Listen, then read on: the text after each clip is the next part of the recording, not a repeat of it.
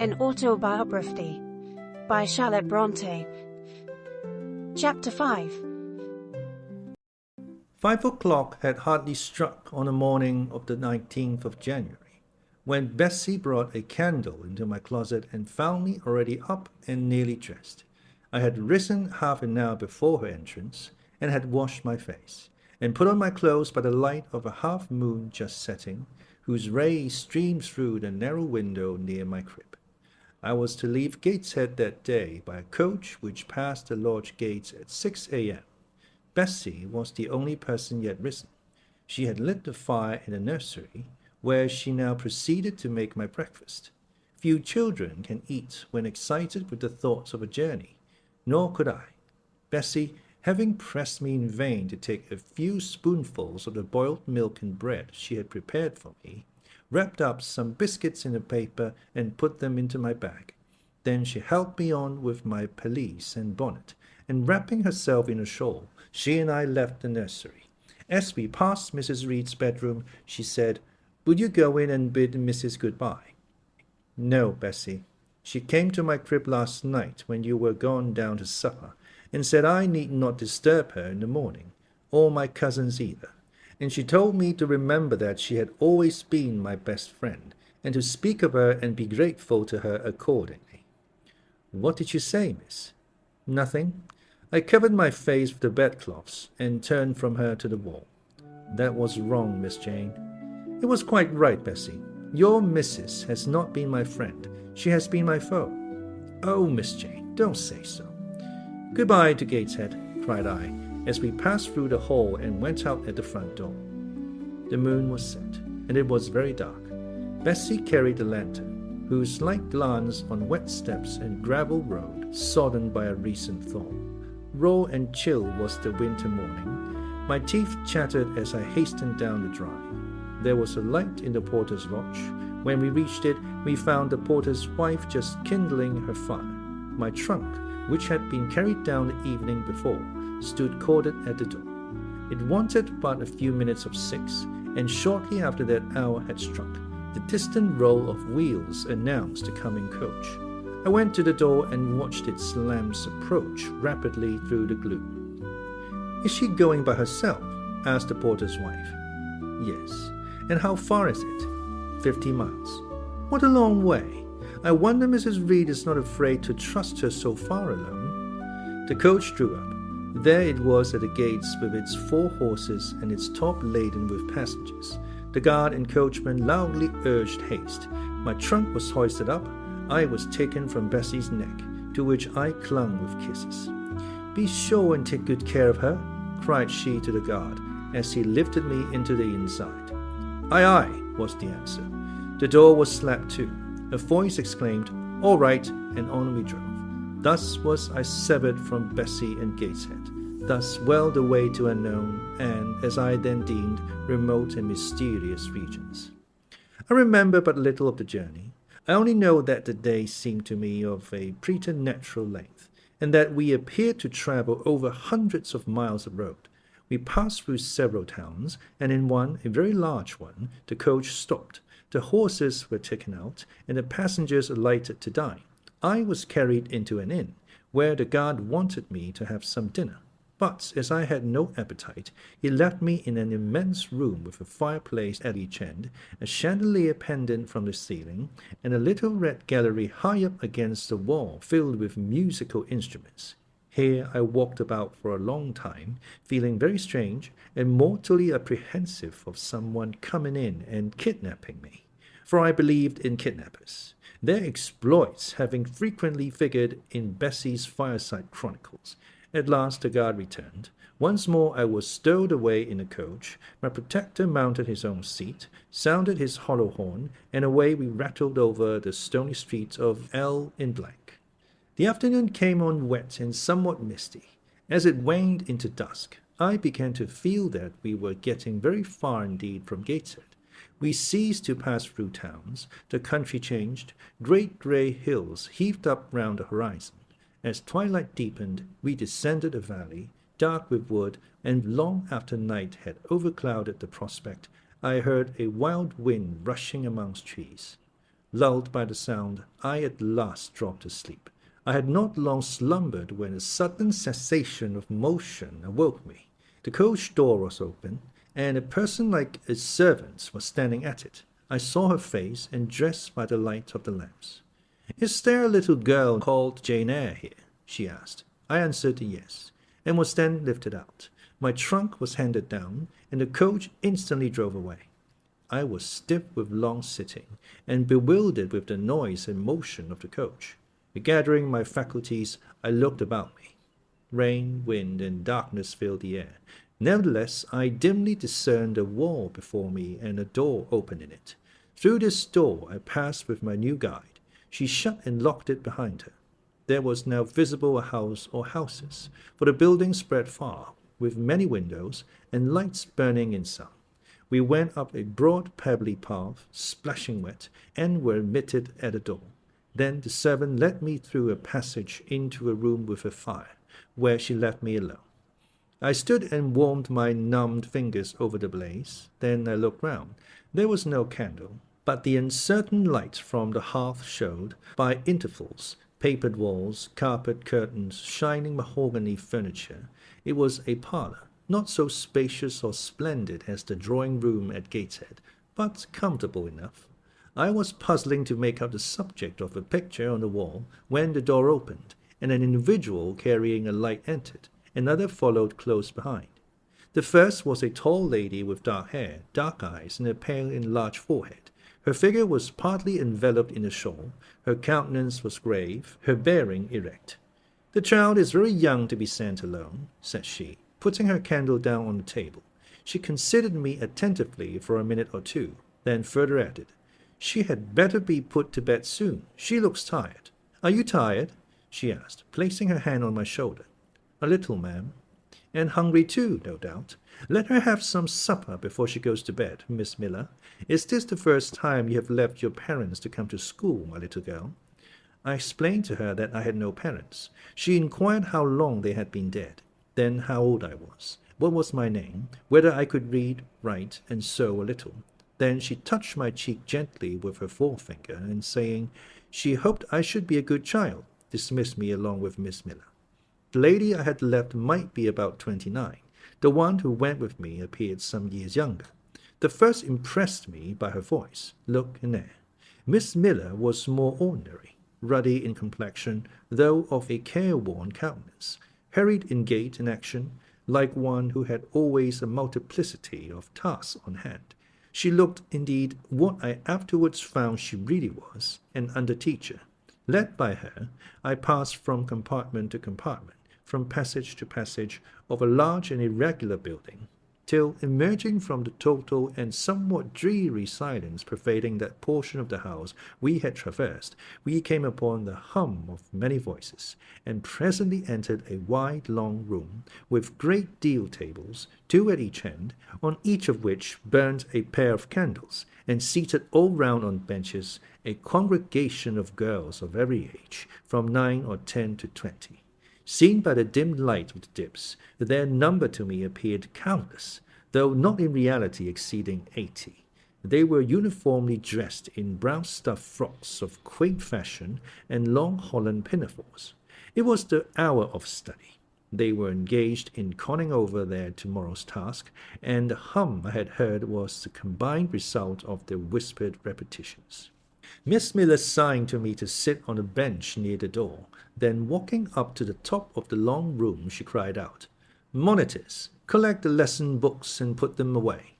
4 tall girls arose from different tables, and going round, gathered the books and removed them. Miss Miller again gave the word of command, "Monitors, fetch the supper trays." The tall girls went out and returned presently, each bearing a tray, with portions of something, I knew not what, arranged thereon, and a pitcher of water and mug in the middle of each tray. The portions were handed round. Those who liked took a draught of the water, the mug being common to all.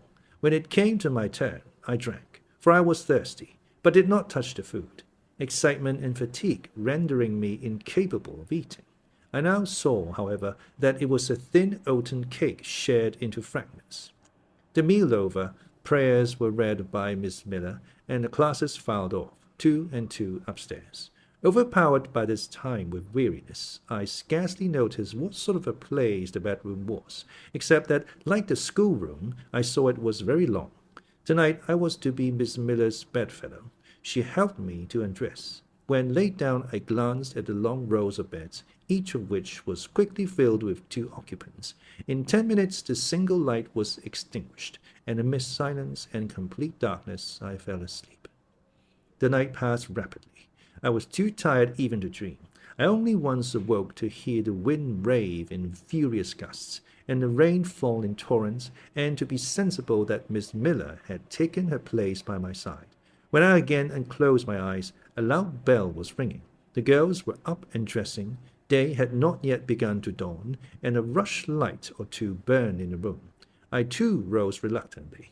It was bitter cold, and I dressed as well as I could for shivering, and washed when there was a basin at liberty, which did not occur soon, as there was but 1 basin to 6 girls, on the stands down the middle of the room. Again the bell rang.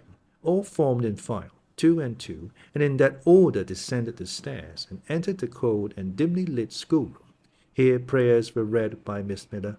Afterwards she called out, "Form classes." A great tumult succeeded for some minutes, during which Miss Miller repeatedly exclaimed, "Silence and order." When it subsided, I saw them all drawn up in 4 semicircles before 4 chairs placed at the 4 tables. All held books in their hands, and a great book, like a Bible, lay on each table before the vacant seat. A pause of some seconds succeeded, filled up by the low, vague hum of numbers. Miss Miller walked from class to class, hushing this indefinite sound. A distant bell tinkled. Immediately 3 ladies entered the room. Each walked to a table and took her seat. Miss Miller assumed the 4th vacant chair, which was that nearest the door, and around which the smallest of the children were assembled. To this inferior class I was called, and placed at the bottom of it. Business now began. The day's collect was repeated. Then certain texts of Scripture were said, and to these succeeded a protracted reading of chapters in the Bible, which lasted an hour.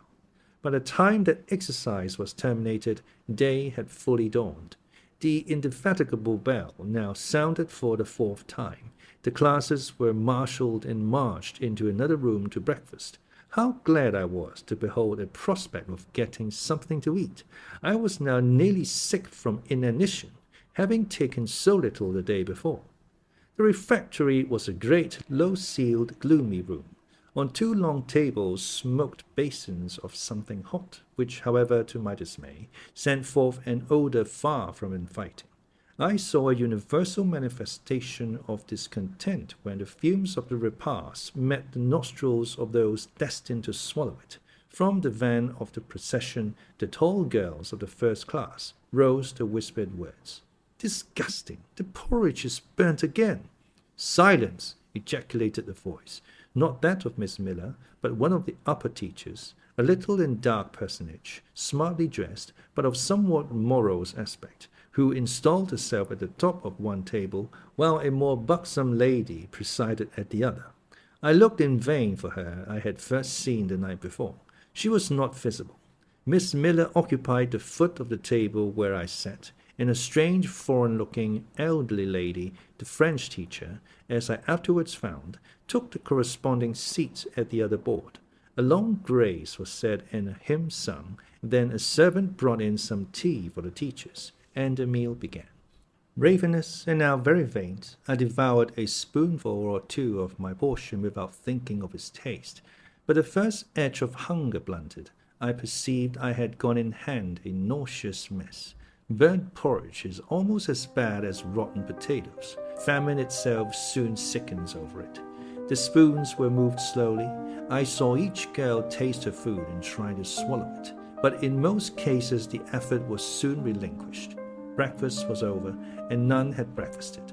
Thanks being returned for what we had not got, and a second hymn chanted, the refectory was evacuated for the schoolroom. I was one of the last to go out, and in passing the tables, I saw one teacher take a basin of the porridge and taste it.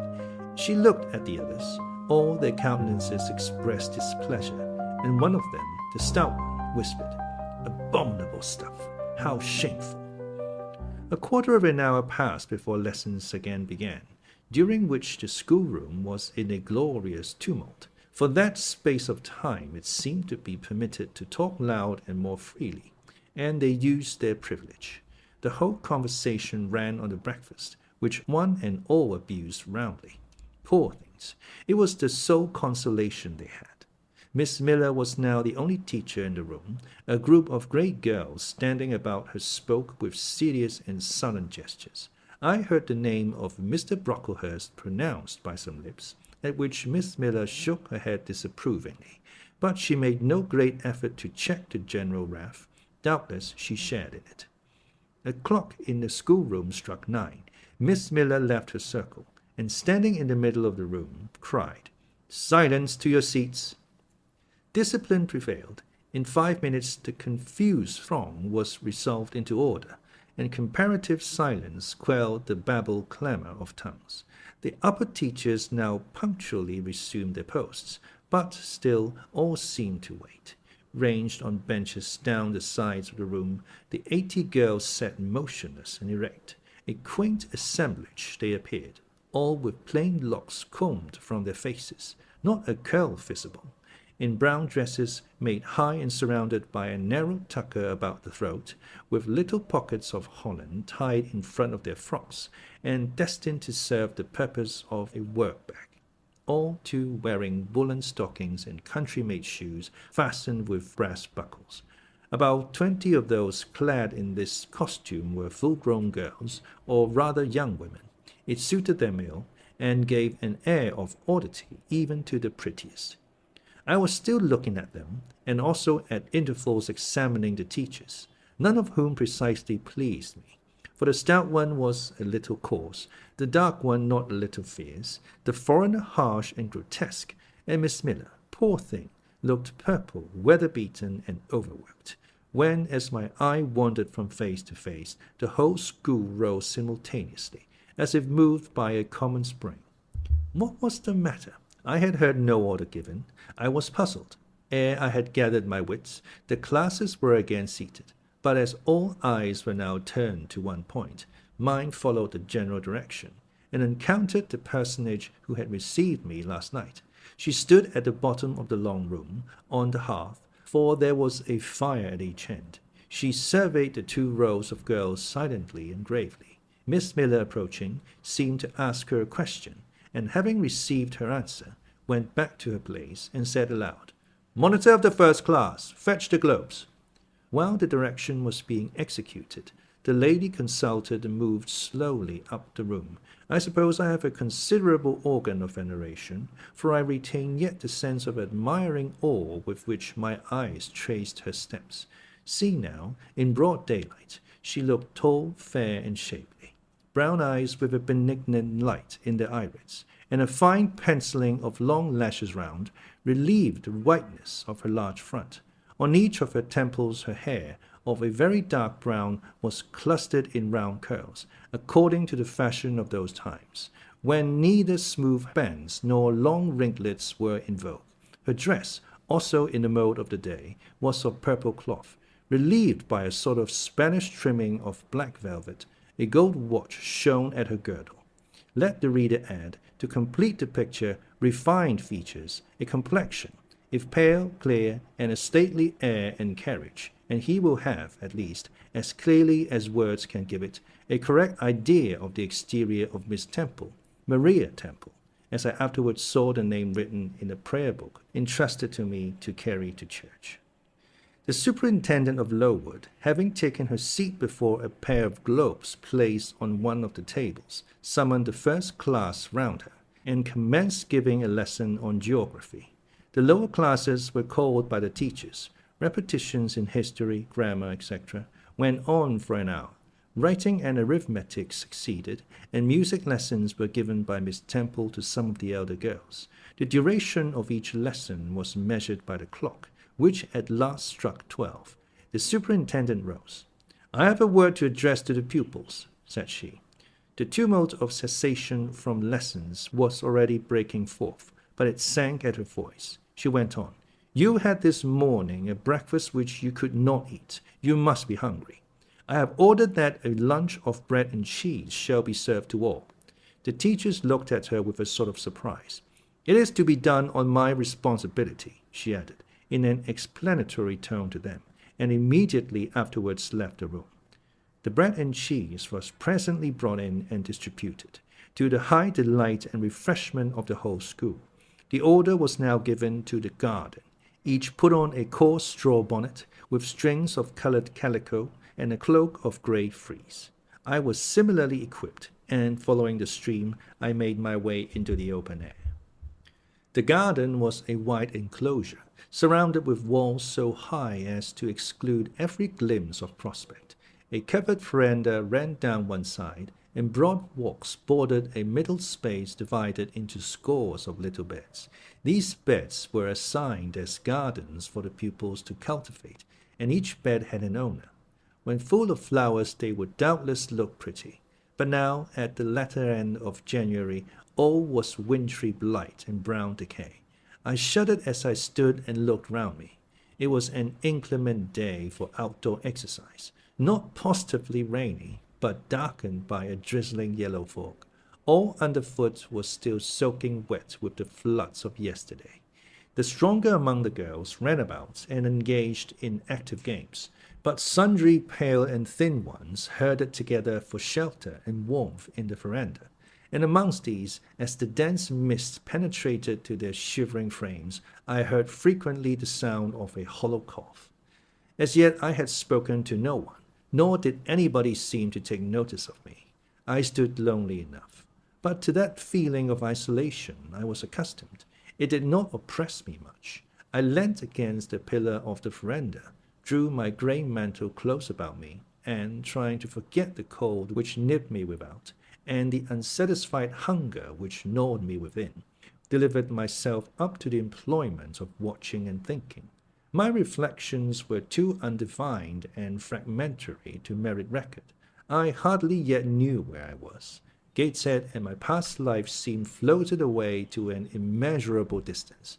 The present was vague and strange, and of the future I could form no conjecture. I looked round the convent-like garden, and then up at the house, a large building, half of which seemed grey and old, the other half quite new. The new part, containing the schoolroom and dormitory, was lit by mullioned and latticed windows, which gave it a church-like aspect. A stone tablet over the door bore this inscription: Lowood Institution. This portion was built A.D. by Naomi Brocklehurst, of Brocklehurst Hall, in this county. Let your light so shine before men, that they may see your good works, and glorify your Father which is in heaven. St. Matthew, verse 16. I read these words over and over again. I felt that an explanation belonged to them, and was unable fully to penetrate their import. I was still pondering the signification of institution, and endeavoring to make out a connection between the first words and the verse of Scripture, when the sound of a cough close behind me made me turn my head. I saw a girl sitting on a stone bench near. She was bent over a book, on the perusal of which she seemed intent. From where I stood I could see the title. It was Rasselas, a name that struck me as strange, and consequently attractive. In turning a leaf she happened to look up, and I said to her directly, "Is your book interesting?" I had already formed the intention of asking her to lend it to me some day. "I like it," she answered, after a pause of a second or two, during which she examined me. "What is it about?" I continued. I hardly know where I found the hardihood thus to open a conversation with a stranger. The step was contrary to my nature and habits, but I think her occupation touched a chord of sympathy somewhere, for I too liked reading, though of a frivolous and childish kind. I could not digest or comprehend the serious or substantial. "You may look at it," replied the girl, offering me the book. I did so. A brief examination convinced me that the contents were less taking than the title. Rasselas looked dull to my trifling taste. I saw nothing about fairies, nothing about genii. No bright variety seemed spread over the closely printed pages. I returned it to her. She received it quietly. Without saying anything, she was about to relax into her former studious mood. Again, I ventured to disturb her. "Can you tell me what the writing on that stone over the door means? What is Lowood Institution? This house where you are come to live? And why do they call it institution? Is it in any way different from other schools?" "It is partly a charity school. You and I, and all the rest of us, are charity children. I suppose you are an orphan. Are not either your father or your mother dead?" "Both died before I can remember." "Well, all the girls here have lost either one or both parents, and this is called an institution for educating orphans. Do we pay no money? Do they keep us for nothing?" "We pay. Our friends pay. £15 a year for each." "Then why do they call us charity children?" "Because £15 is not enough for board and teaching, and the deficiency is supplied by subscription." "Who subscribes?" "Different benevolent-minded ladies and gentlemen in this neighborhood and in London." "Who was Naomi Brocklehurst?"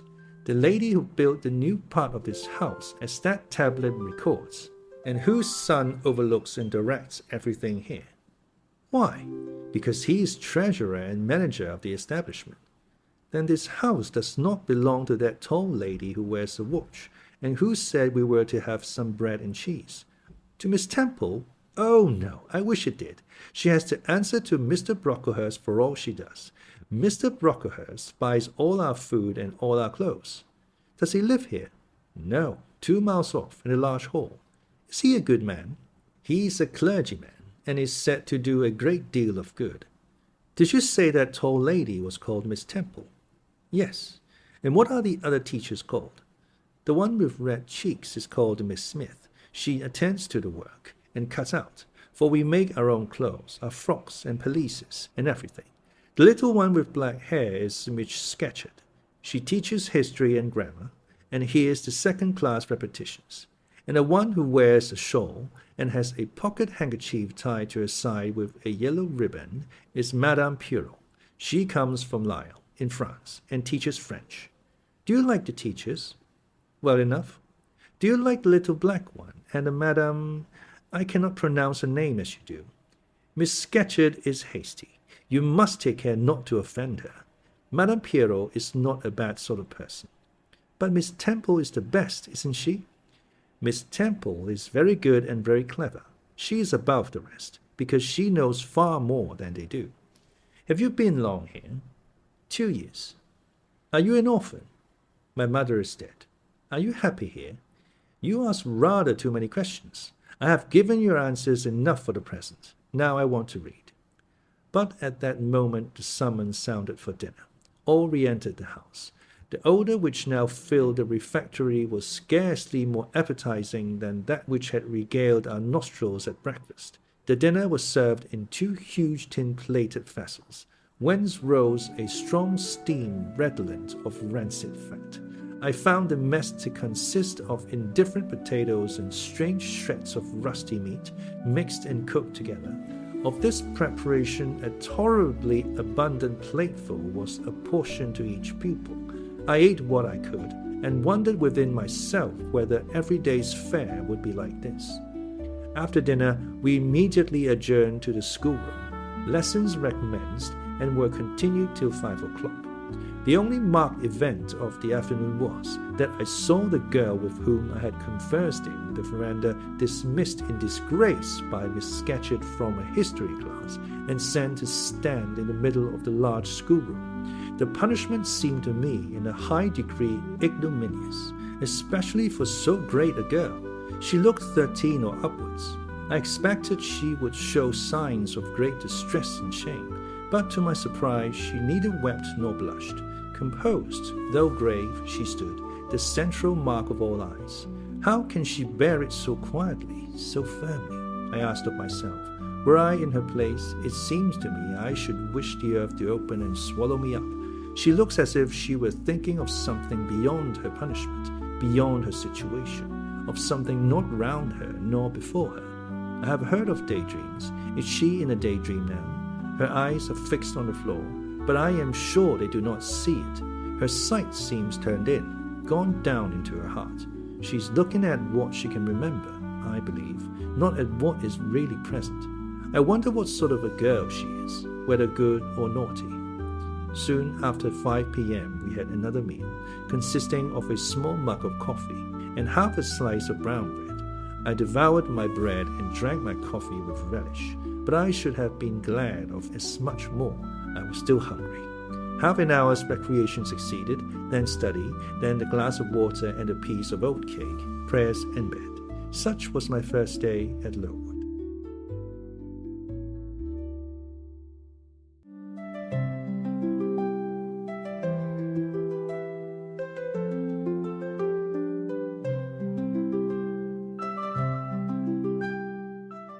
Chapter 6. The next day commenced as before, getting up and dressing by rushlight. But this morning we were obliged to dispense with the ceremony of washing. The water in the pitcher was frozen. A change had taken place in the weather the preceding evening, and a keen north-east wind, whistling through the crevices of our bedroom windows all night long, had made us shiver in our beds and turned the contents of the ewers to ice. Before the long hour and a half of prayers and Bible reading was over, I felt ready to perish with cold. Breakfast time came at last, and this morning the porridge was not burnt. The quality was eatable, the quantity small. How small my portion seemed! I wished it had been doubled. In the course of the day I was enrolled a member of the 4th class, and regular tasks and occupations were assigned me. Hitherto, I had only been a spectator of the proceedings at Lowood. I was now to become an actor therein. At first, being little accustomed to learn by heart, the lessons appeared to me both long and difficult. The frequent change from task to task, too, bewildered me, and I was glad when, about 3 o'clock in the afternoon, Miss Smith put into my hands a border of muslin 2 yards long, together with needle, thimble, etc., and set me to sit in a quiet corner of the schoolroom with directions to hem the same.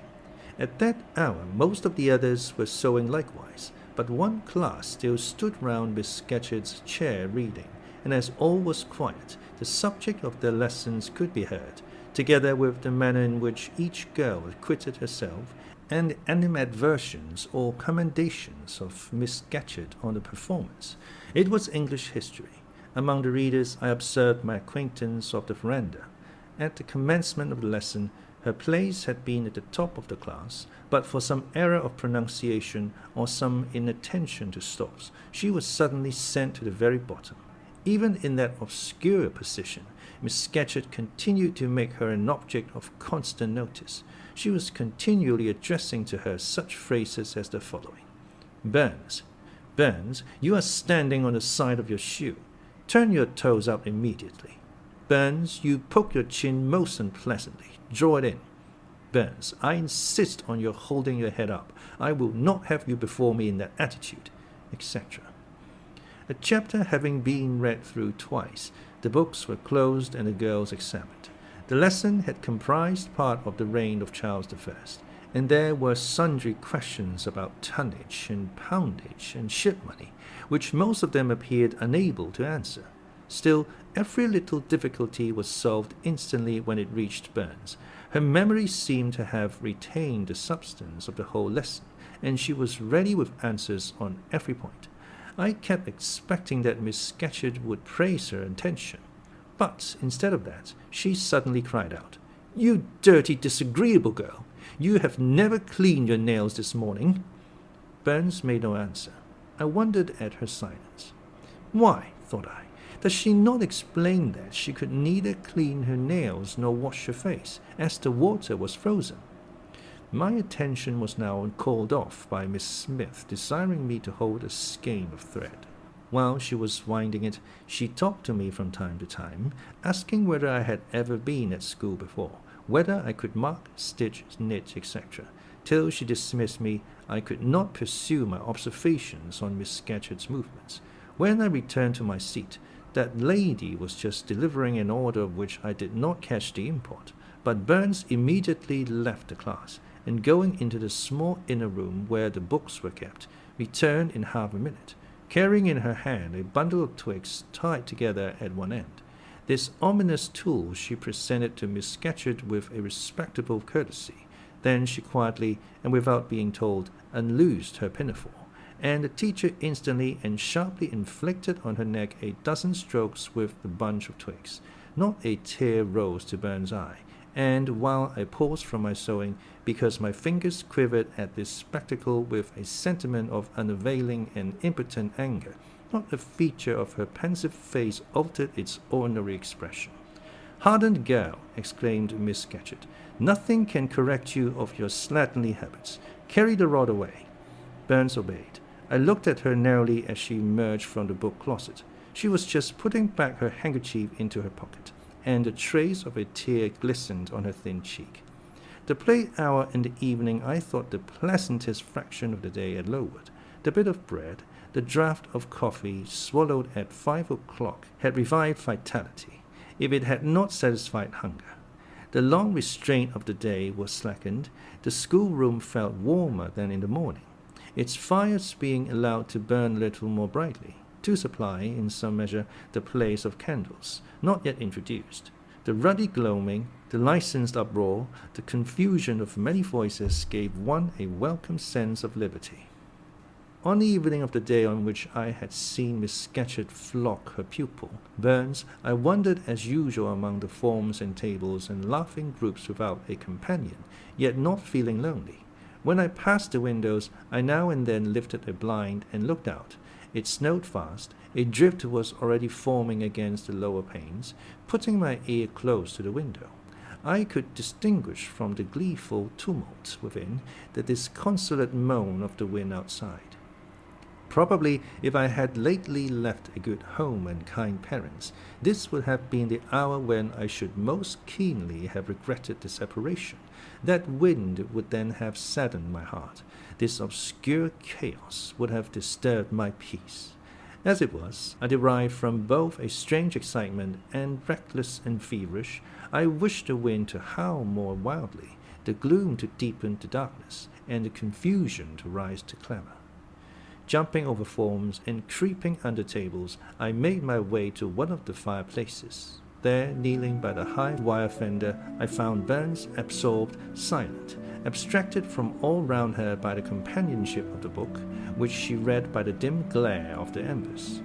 "Is it still Rasselas?" I asked, coming behind her. "Yes," she said, "and I have just finished it." And in 5 minutes more she shut it up. I was glad of this. Now, thought I can perhaps get her to talk. I sat down by her on the floor. "What is your name besides Burns?" "Helen." "Do you come a long way from here?" "I come from a place farther north, quite on the borders of Scotland." "Will you ever go back?" "I hope so, but nobody can be sure of the future." "You must wish to leave Lowood." "No, why should I? I was sent to Lowood to get an education, and it would be of no use going away until I have attained that object." "But that teacher, Miss Scatcherd, is so cruel to you." "Cruel? Not at all. She is severe. She dislikes my faults. And if I were in your place, I should dislike her. I should resist her. If she struck me with that rod, I should get it from her hand. I should break it under her nose." "Probably you would do nothing of the sort. But if you did, Mr. Brocklehurst would expel you from the school. That would be a great grief to your relations. It is far better to endure patiently a smart which nobody feels but yourself than to commit a hasty action whose evil consequences will extend to all connected with you. And besides, the Bible bids us return good for evil."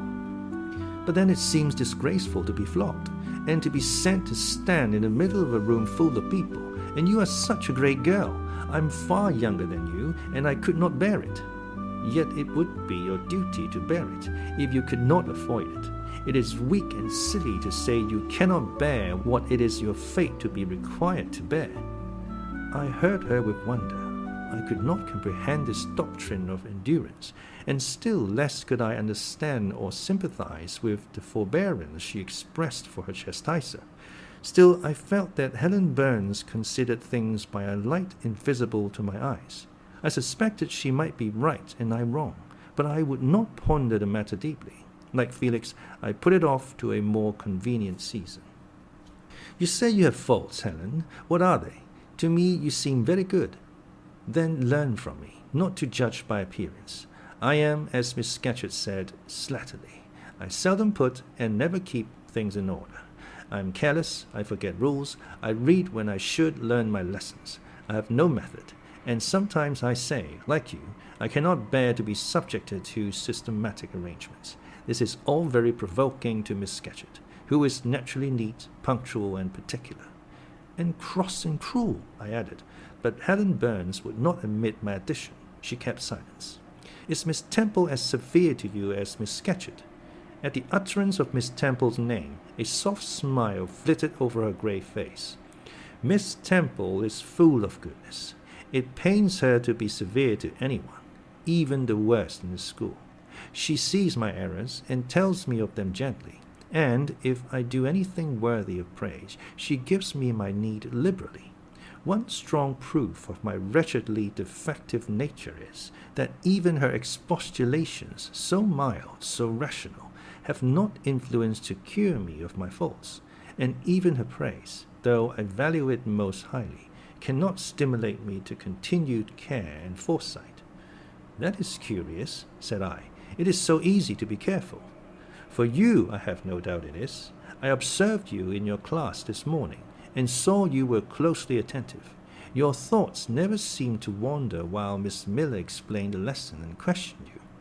Now, mine continually rove away, when I should be listening to Miss Scatcherd, and collecting all she says with assiduity. Often I lose the very sound of her voice. I fall into a sort of dream.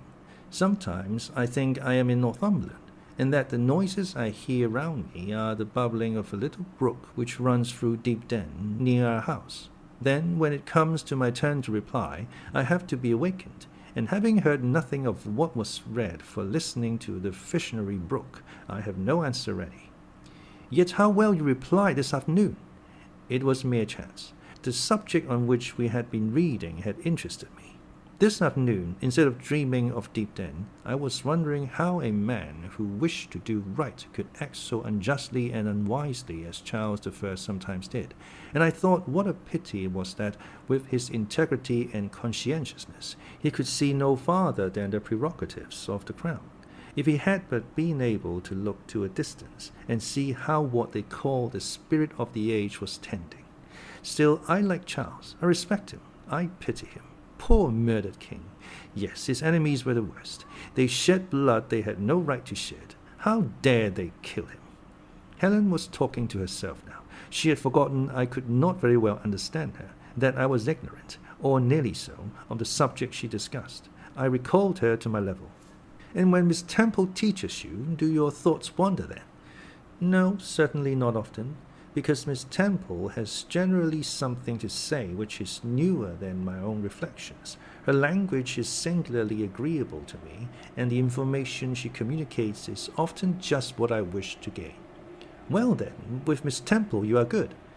Yes, in a passive way. I make no effort. I follow as inclination guides me. There is no merit in such goodness. A great deal. You are good to those who are good to you. It is all I ever desire to be. If people were always kind and obedient to those who are cruel and unjust, the wicked people would have it all their own way.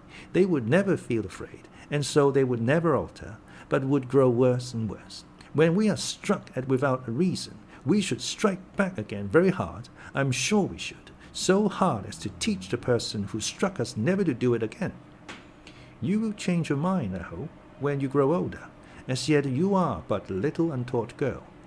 But I feel this, Helen. I must dislike those who, whatever I do to please them, persist in disliking me. I must resist those who punish me unjustly. It is as natural as that I should love those who show me affection, or submit to punishment when I feel it is deserved. Heathens and savage tribes hold that doctrine, but Christians and civilized nations disown it. How? I don't understand. It is not violence that best overcomes hate, nor vengeance that most certainly heals injury. What then? Read the New Testament, and observe what Christ says, and how he acts. Make his word your rule, and his conduct your example. What does he say? Love your enemies. Bless them that curse you. Do good to them that hate you and despitefully use you. Then I should love Mrs. Reed, which I cannot do. I should bless her son John, which is impossible. In her turn, Helen Burns asked me to explain, and I proceeded forthwith to pour out in my own way the tale of my sufferings and resentments. Bitter and truculent when excited, I spoke as I felt, without reserve or softening. Helen heard me patiently to the end. I expected she would then make a remark, but she said nothing. Well, I asked impatiently, is not Mrs. Reed a hard-hearted, bad woman? She has been unkind to you, no doubt, because, you see, she dislikes your cast of character, as Miss Scatcherd does mine. But how minutely you remember all she has done and said to you. What a singularly deep impression her injustice seems to have made on your heart. No ill usage so brands its record on my feelings. Would you not be happier if you tried to forget her severity, together with the passionate emotions it excited? Life appears to me too short to be spent in nursing animosity or registering wrongs. We are and must be, one and all, burdened with faults in this world. But the time will soon come when, I trust, we shall put them off in putting off our corruptible bodies, when debasement and sin will fall from us with this cumbrous frame of flesh, and only the spark of the Spirit will remain, the impalpable principle of light and thought, pure as when it left the Creator to inspire the creature. Whence it came it will return, perhaps again to be communicated to some being higher than men, perhaps to pass through gradations of glory, from the pale human soul to brighten to the seraph. Surely it will never, on the contrary, be suffered to degenerate from man to fiend? No, I cannot believe that. I hold another creed, which no one ever taught me, and which I seldom mention, but in which I delight, and to which I cling, for it extends hope to all. It makes eternity a rest, a mighty home, not a terror and an abyss. Besides, with this creed, I can so clearly distinguish between the criminal and his crime. I can so sincerely forgive the first while I abhor the last. With this creed, revenge never worries my heart. Degradation never too deeply disgusts me. Injustice never crushes me too low. I live in calm, looking to the end. Helen's head, always drooping, sank a little lower as she finished this sentence. I saw by her look she wished no longer to talk to me, but rather to converse with her own thoughts. She was not allowed much time for meditation. A monitor, a great rough girl, presently came up, exclaiming in a strong Cumberland accent, "Helen Burns, if you don't go and put your drawer in order and fold up your work this minute, I'll tell Miss Scatcherd to come and look at it." Helen sighed as her reverie fled, and getting up, obeyed the monitor without reply as without delay.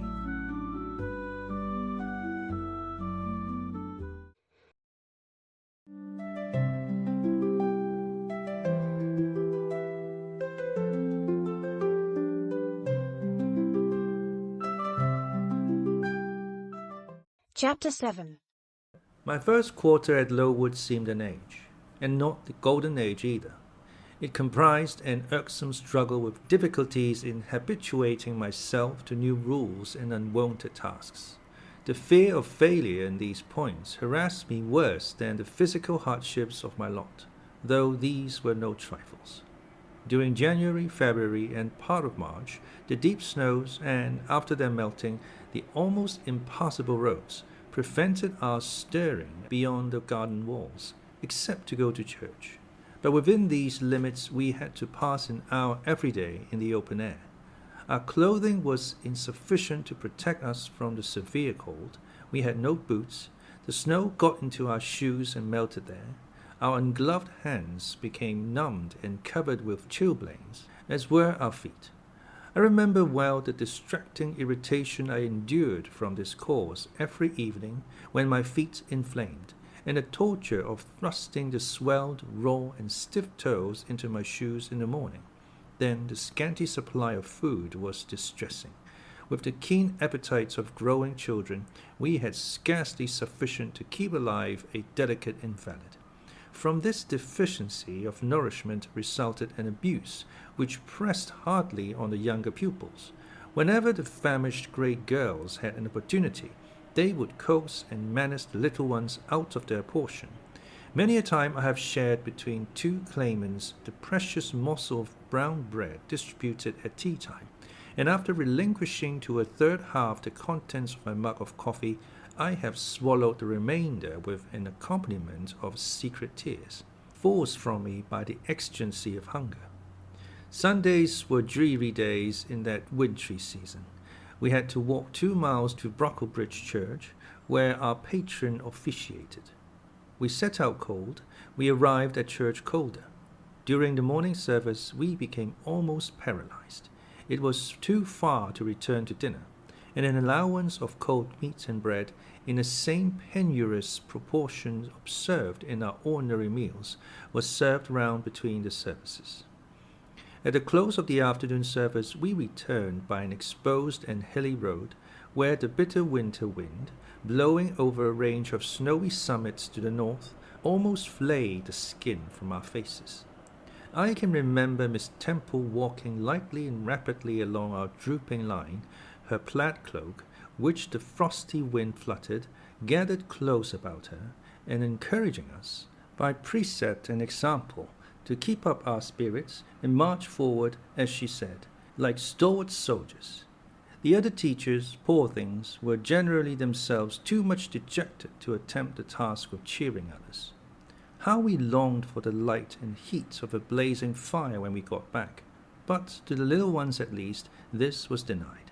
Each hearth in the schoolroom was immediately surrounded by a double row of grade girls, and behind them the younger children crouched in groups, wrapping their starved arms in their pinafores.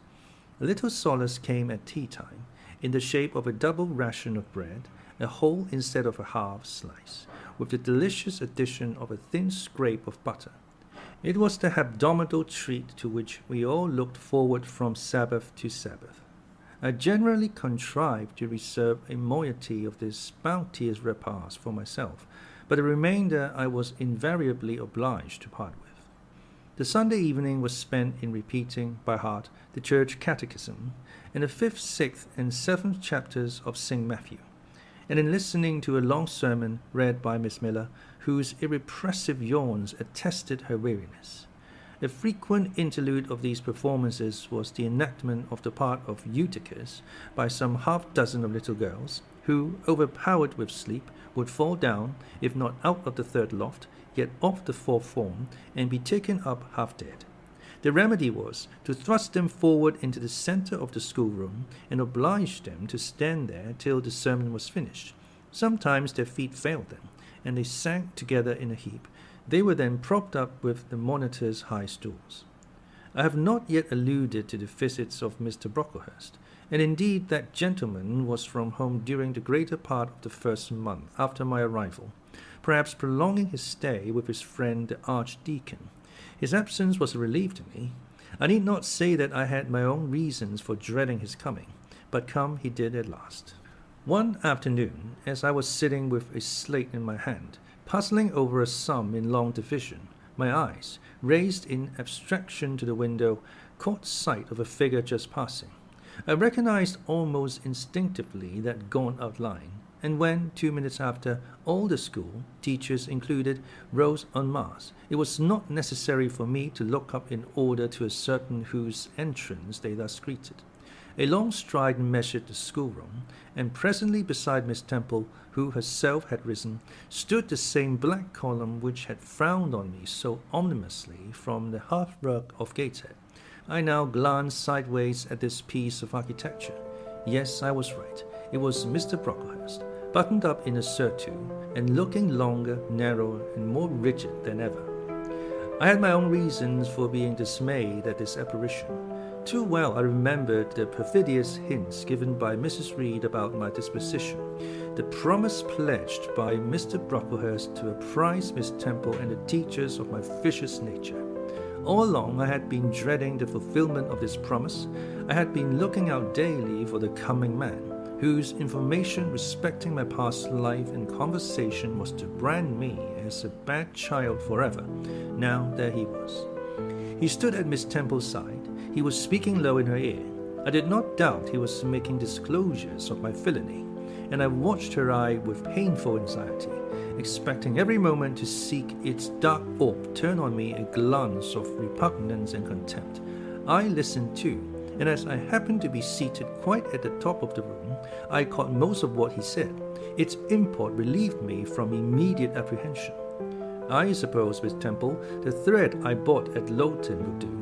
It struck me that it would be just of the quality for the calico chemises, and I sorted the needles to match. You may tell Miss Smith that I forgot to make a memorandum of the darning needles, but she shall have some papers sent in next week, and she is not, on any account, to give out more than one at a time to each pupil. If they have more, they are apt to be careless and lose them. And, oh ma'am, I wish the woolen stockings were better looked to. When I was here last, I went into the kitchen garden and examined the clothes drying on the line. There was a quantity of black hose in a very bad state of repair. From the size of holes in them, I was sure they had not been well mended from time to time. He paused. Your directions shall be attended to, sir, said Miss Temple. And ma'am, he continued, the laundress tells me some of the girls have 2 clean tuckers in the week. It is too much. The rules limit them to 1. I think I can explain that circumstance, sir.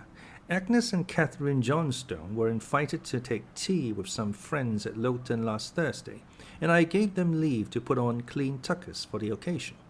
Mr. Brocklehurst nodded. Well, for once it may pass, but please not to let the circumstance occur too often. And there is another thing which surprised me. I find, in settling accounts with the housekeeper, that a lunch, consisting of bread and cheese, has twice been served out to the girls during the past fortnight. How is this? I looked over the regulations, and I find no such meal as lunch mentioned. Who introduced this innovation, and by what authority? I must be responsible for the circumstance, sir, replied Miss Temple. The breakfast was so ill-prepared that the pupils could not possibly eat it, and I dared not allow them to remain fasting till dinner-time. Madam, allow me an instant. You are aware that my plan in bringing up these girls is not to accustom them to habits of luxury indulgence, but to render them hardy, patient, self-denying.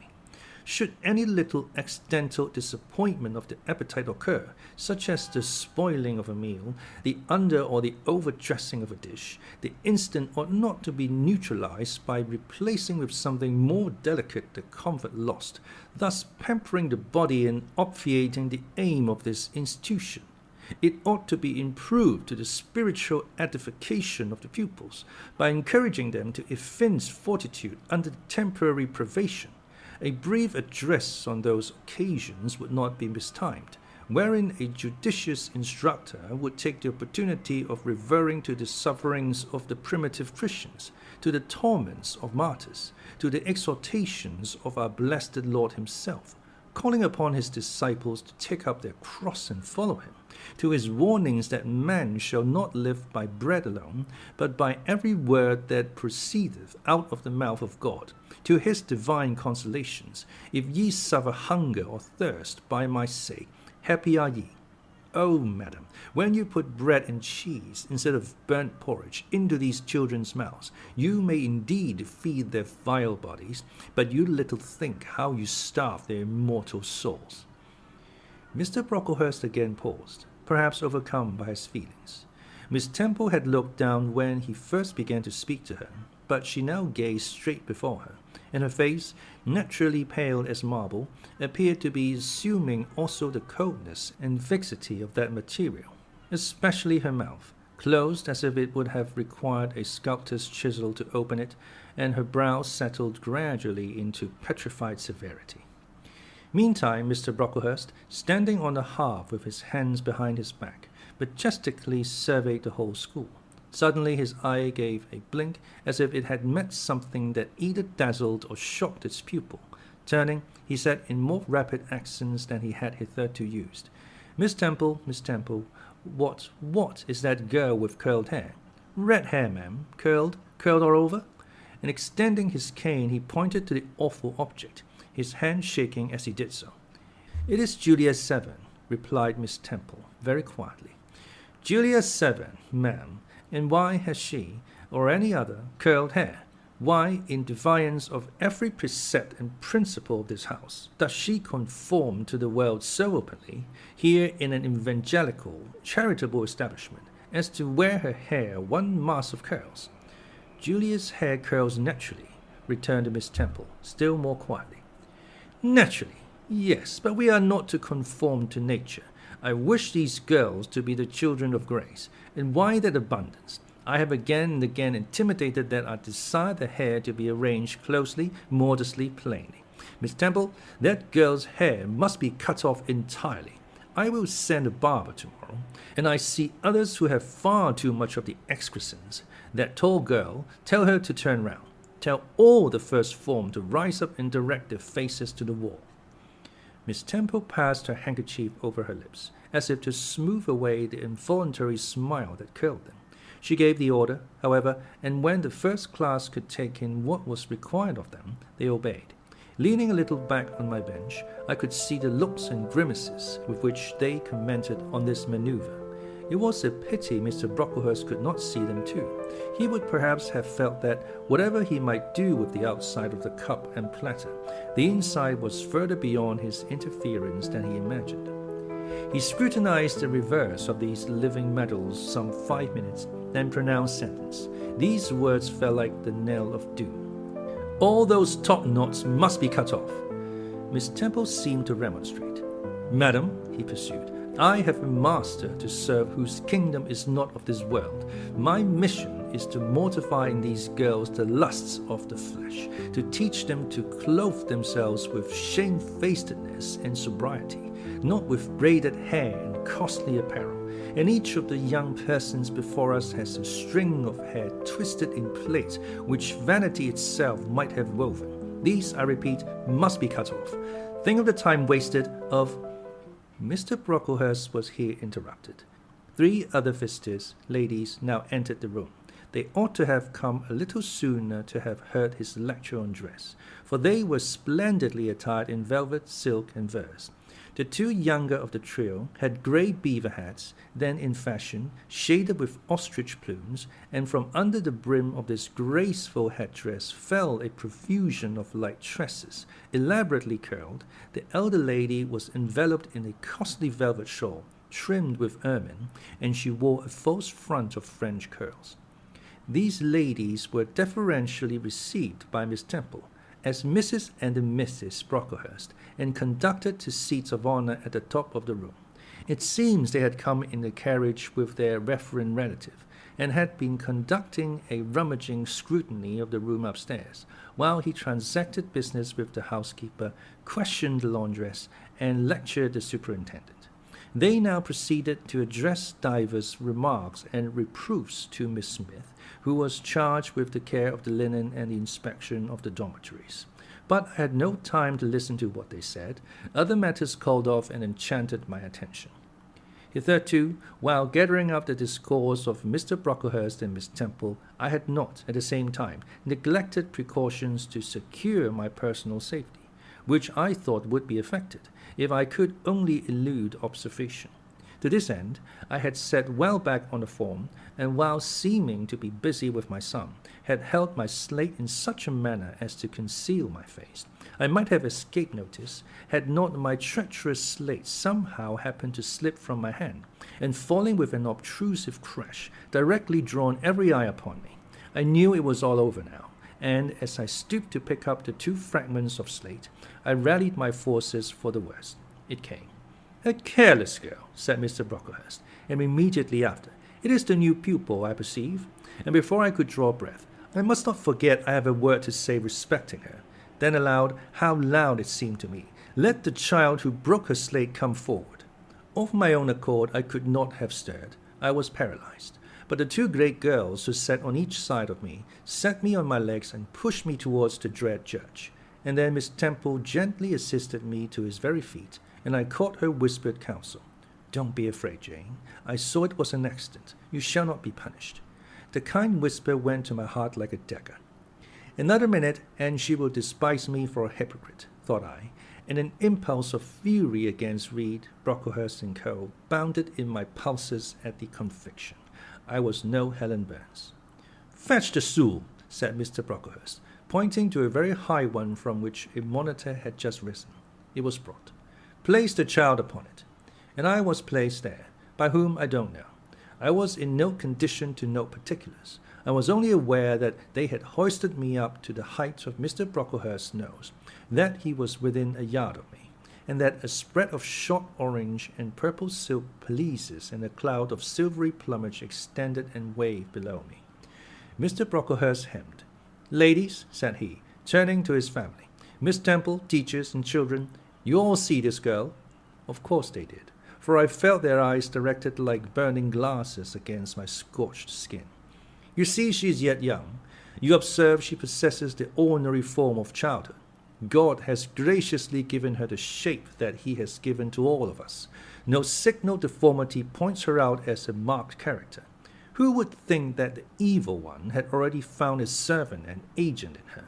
Yet such, I grieve to say, is the case." A pause, in which I began to steady the palsy of my nerves, and to feel that the Rubicon was passed, and that the trial, no longer to be shirked, must be firmly sustained. "My dear children," pursued the black marble clergyman with pathos, "this is a sad, a melancholy occasion, for it becomes my duty to warn you that this girl, who might be one of God's own lambs, is a little castaway, not a member of the true flock, but evidently an interloper and an alien. You must be on your guard against her. You must shun her example. If necessary, avoid her company, exclude her from your sports, and shut her out from your converse. Teachers, you must watch her. Keep your eyes on her movements, weigh well her words, scrutinize her actions, punish her body to save her soul. If, indeed, such salvation be possible for this girl, this child, the native of a Christian land, worse than many a little heathen who says its prayers to Brahma and kneels before Juggernaut, this girl is a liar." Now came a pause of 10 minutes, during which I, by this time in perfect possession of my wits, observed all the female Brocklehursts produce their pocket handkerchiefs and applying them to their optics, while the elderly lady swayed herself to and fro, and the two younger ones whispered, "How shocking!"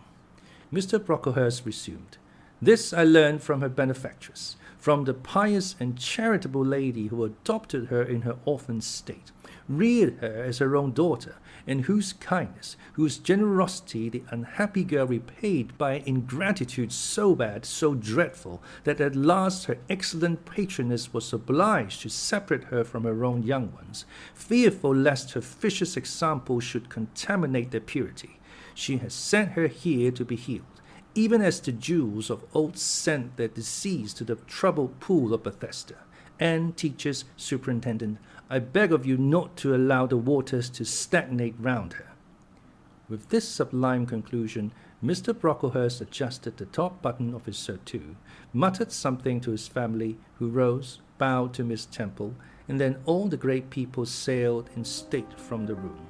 Turning at the door, my judge said, "Let her stand half an hour longer on that stool, and let no one speak to her during the remainder of the day." There was I, then, mounted aloft. I, who had said I could not bear the shame of standing on my natural feet in the middle of the room, was now exposed to general view on the pedestal of infamy. What my sensations were, no language can describe, but just as they all rose, stifling my breath and constricting my throat, a girl came up and passed me. In passing, she lifted her eyes. What a strange light inspired them! What an extraordinary sensation that race sent through me! How the new feeling bore me up! It was as if a martyr, a hero, had passed a slave a victim, and imparted strength in the transit. I mastered the rising hysteria, lifted up my head, and took a firm stand on the stool. Helen Burns asked some slight question about her work of Miss Smith, was chidden for the triviality of the inquiry, returned to her place, and smiled at me as she again went by.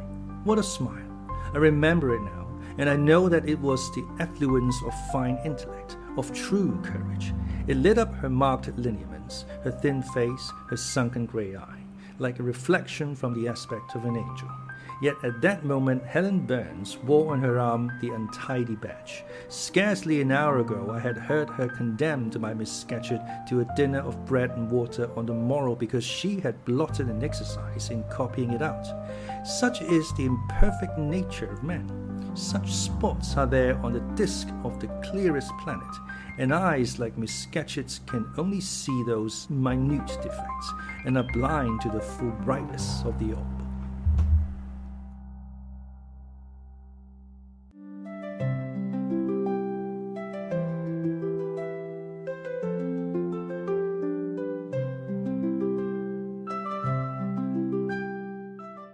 Chapter 8.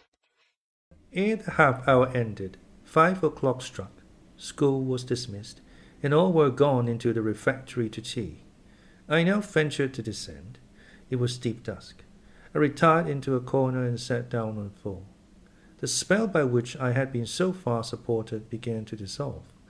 Reaction took place, and soon, so overwhelming was the grief that seized me, I sank prostrate with my face to the ground. Now I wept. Helen Burns was not here. Nothing sustained me. Left to myself, I abandoned myself, and my tears watered the boards. I had meant to be so good, and to do so much at Lowood, to make so many friends, to earn respect and win affection. Already I had made visible progress. That very morning I had reached the head of my class. Miss Miller had praised me warmly. Miss Temple had smiled approbation. She had promised to teach me drawing, and to let me learn French, if I continued to make similar improvement 2 months longer. And then I was well received by my fellow pupils, treated as an equal by those of my own age, and not molested by any. Now here I lay again crushed and trodden on, and could I ever rise more? Never, I thought, and ardently I wished to die. While sobbing out this wish in broken accents, someone approached. I started up. Again, Helen Burns was near me. The fading fires just showed her coming up the long, vacant room. She brought my coffee and bread. "Come, eat something," she said, but I put both away from me, feeling as if a drop or a crumb would have choked me in my present condition. Helen regarded me, probably with surprise. I could not now abate my agitation, though I tried hard. I continued to weep aloud. She sat down on the ground near me, embraced her knees with her arms, and rested her head upon them. In that attitude she remained silent as an Indian. I was the first who spoke. "Helen, why do you stay with a girl whom everybody believes to be a liar?" "Everybody? Jane, why, there are only 80 people who have heard you called so, and the world contains hundreds of millions." "But what have I to do with millions? The 80 I know despise me." "Jane, you are mistaken. Probably not one in the school either despises or dislikes you. Many, I'm sure, pity you much." "How can they pity me after what Mr. Brocklehurst has said?"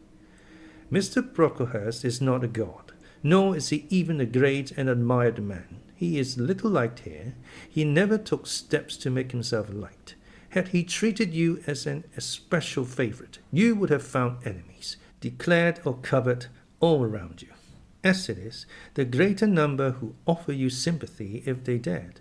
Teachers and pupils may look coldly on you for a day or two, but friendly feelings are concealed in their hearts, and if you persevere in doing well, these feelings will ere long appear so much the more evidently for their temporary suppression. Besides, Jane," she paused. "Well, Helen," said I, putting my hand into hers. She chafed my fingers gently to warm them, and went on. "If all the world hated you and believed you wicked, while your own conscience approved you and absolved you from guilt, you would not be without friends. No, I know I should think well of myself, but that is not enough.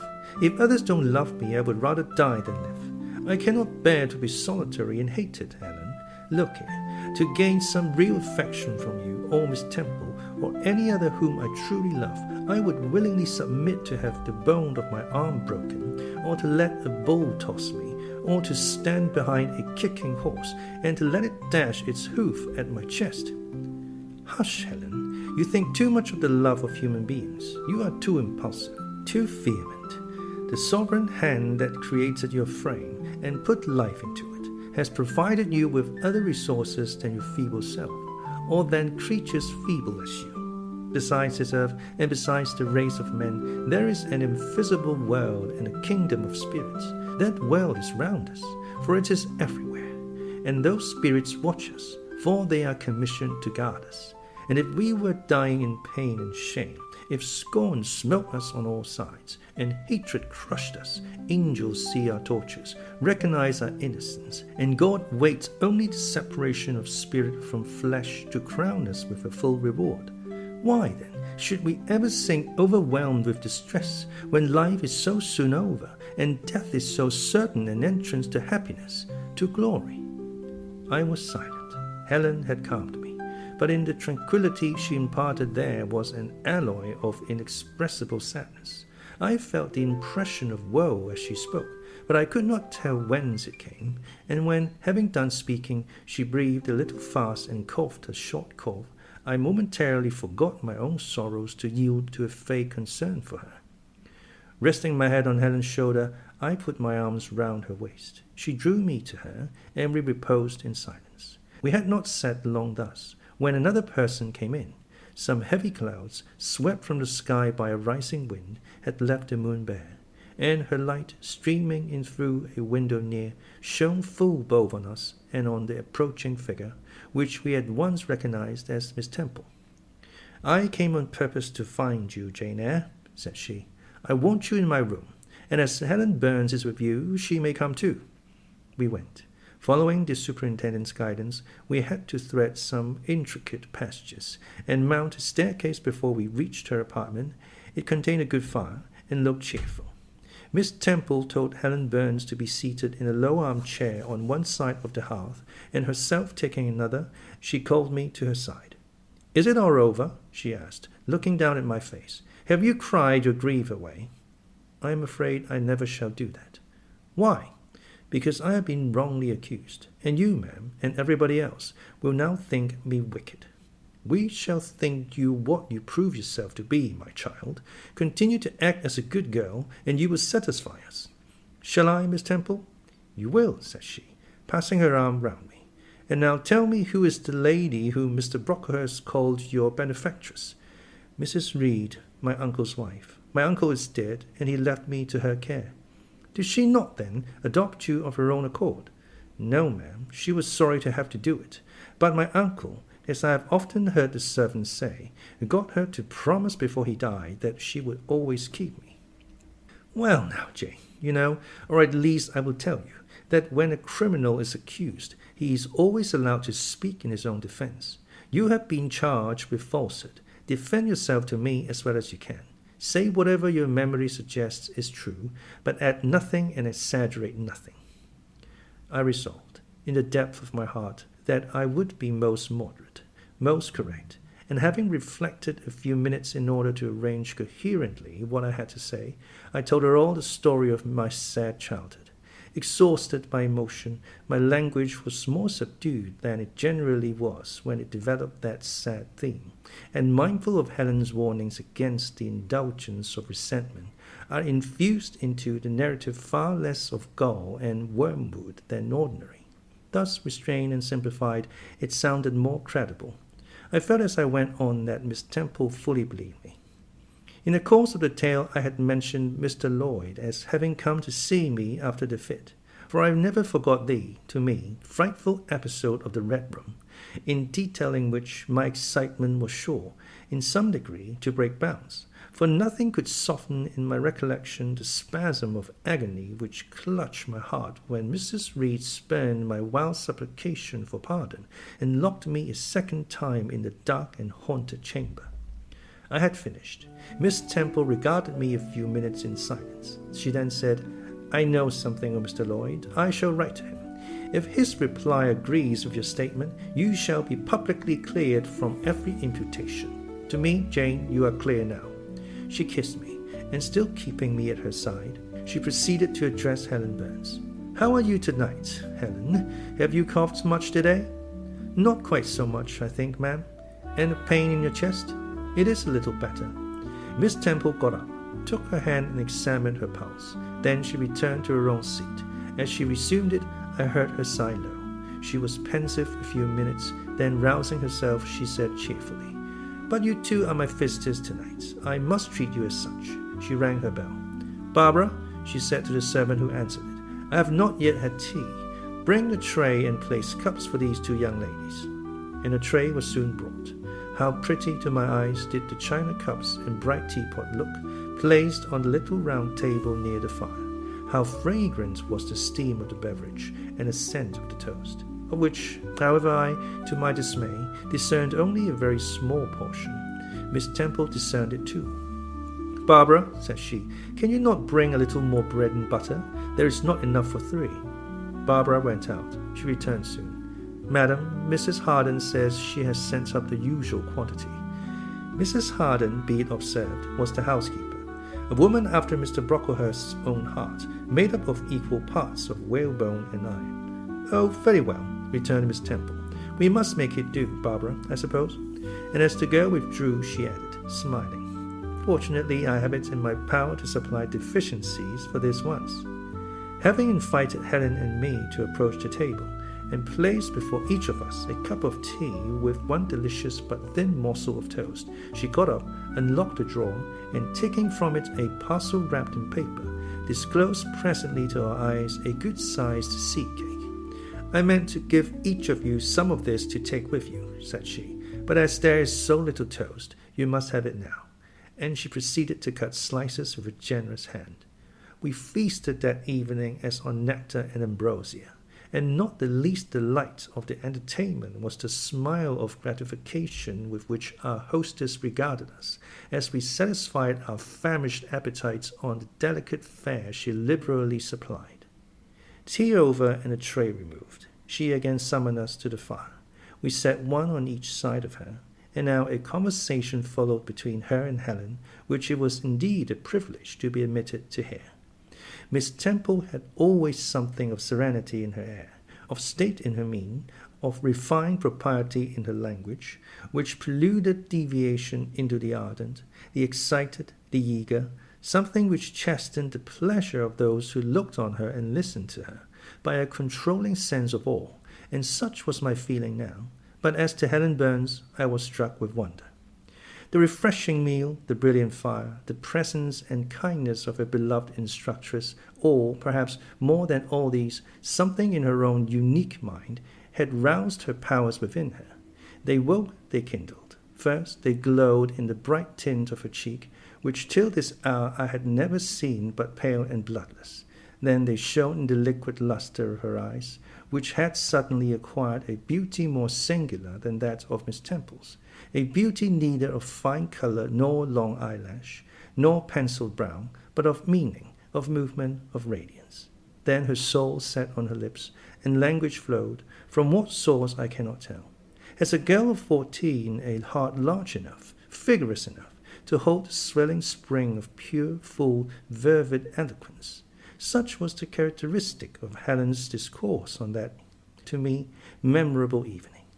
Her spirit seemed hastening to live within a very brief span, as much as many lived during a protracted existence. They conversed of things I had never heard of nations in times past, of countries far away, of secrets of nature discovered or guessed at. They spoke of books, how many they had read, what stores of knowledge they possessed. Then they seemed so familiar with French names and French authors. But my amazement reached its climax when Miss Temple asked Helen if she sometimes snatched a moment to recall the Latin her father had taught her, and taking a book from a shelf, bade her read and construe a page of Virgil. And Helen obeyed, my organ of veneration expanding at every sounding line. She had scarcely finished ere the bell announced bedtime. No delay could be admitted. Miss Temple embraced us both, saying as she drew us to her heart, "God bless you, my children." Helen she held a little longer than me. She let her go more reluctantly. It was Helen her eye followed to the door. It was for her she a second time breathed a sad sigh. For her she wiped a tear from her cheek. On reaching the bedroom, we heard the voice of Miss Scatcherd. She was examining drawers. She had just pulled out Helen Burns, and when we entered, Helen was greeted with a sharp reprimand and told that tomorrow she should have half a dozen of untidily folded articles pinned to her shoulder. "My things were indeed in shameful disorder," murmured Helen to me in a low voice. "I intended to have arranged them, but I forgot." Next morning, Miss Scatcherd wrote in conspicuous characters on a piece of pasteboard the word slattern, and bound it like a phylactery round Helen's large, mild, intelligent, and benign-looking forehead. She wrote it till evening, patient, unresentful, regarding it as a deserved punishment.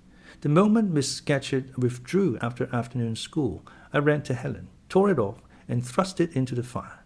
The fury of which she was incapable had been burning in my soul all day, and tears, hot and large, had continually been scalding my cheek, for the spectacle of her sad resignation gave me an intolerable pain at the heart. About a week subsequently to the instance above narrated, Miss Temple, who had written to Mr. Lloyd, received his answer. It appeared that what he said went to corroborate my account. Miss Temple, having assembled the whole school, announced that inquiry had been made into the charges alleged against Jane Eyre, and that she was most happy to be able to pronounce her completely cleared from every imputation. The teachers then shook hands with me and kissed me, and a murmur of pleasure ran through the ranks of my companions. Thus relieved of a grievous load, I from that hour set to work afresh, resolved to pioneer my way through every difficulty. I toiled hard, and my success was proportionate to my efforts. My memory, not naturally tenacious, improved with practice. Exercise sharpened my wits. In a few weeks I was promoted to a higher class. In less than 2 months I was allowed to commence French and drawing.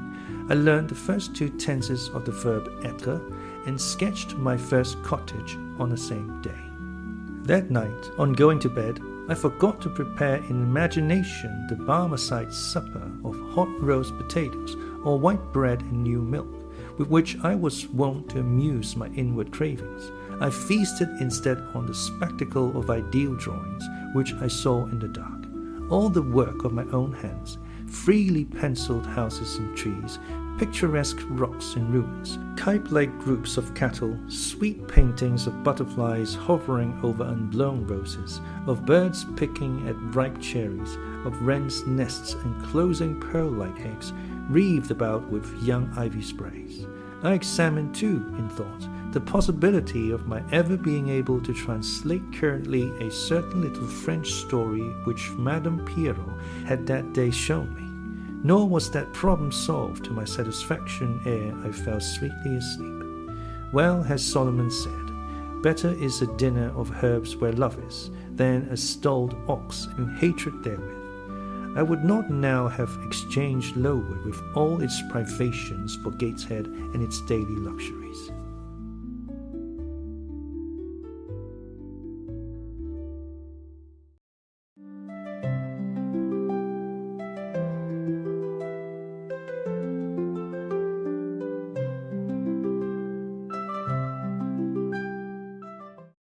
Chapter 9. But the privations, or rather the hardships, of Lowood lessened. Spring drew on. She was indeed already come. The frosts of winter had ceased. Its snows were melted. Its cutting winds ameliorated. My wretched feet, flayed and swollen to lameness by the sharp air of January, began to heal and subside under the gentler breathings of April. The nights and mornings, no longer by the Canadian temperature, froze the very blood in our veins. We could now endure the play hour passed in the garden. Sometimes on a sunny day it began even to be pleasant and genial, and a greenness grew over those brown beds, which, freshening daily, suggested the thought that hope traversed them at night, and left each morning brighter traces of her steps.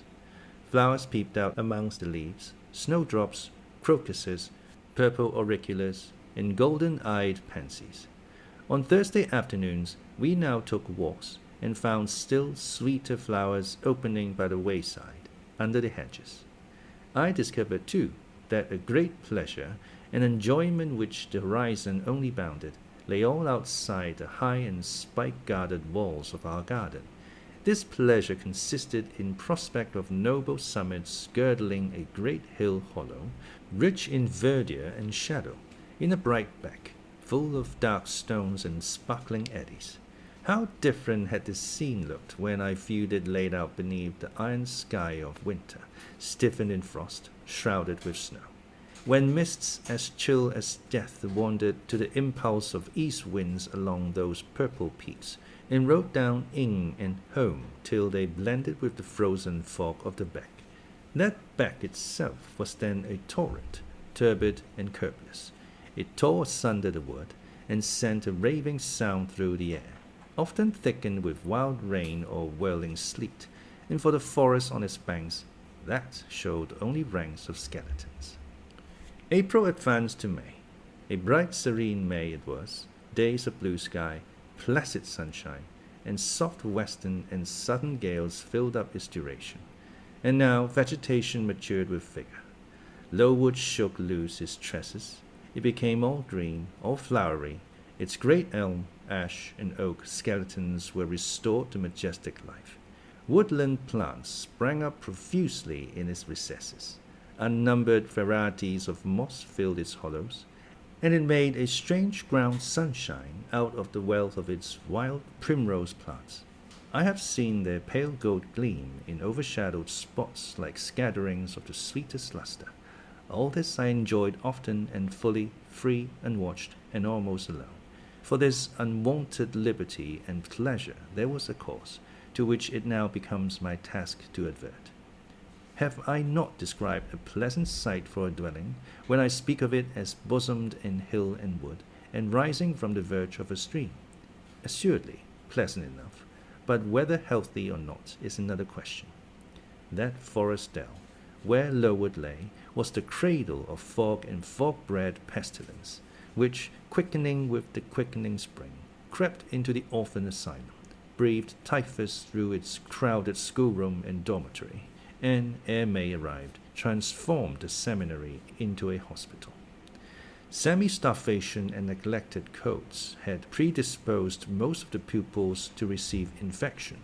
45 out of the 80 girls lay ill at one time. Classes were broken up, rules relaxed. The few who continued well were allowed almost unlimited license, because the medical attendant insisted on the necessity of frequent exercise to keep them in health, and had it been otherwise, no one had leisure to watch or restrain them. Miss Temple's whole attention was absorbed by the patients. She lived in the sick room, never quitting it except to snatch a few hours' rest at night.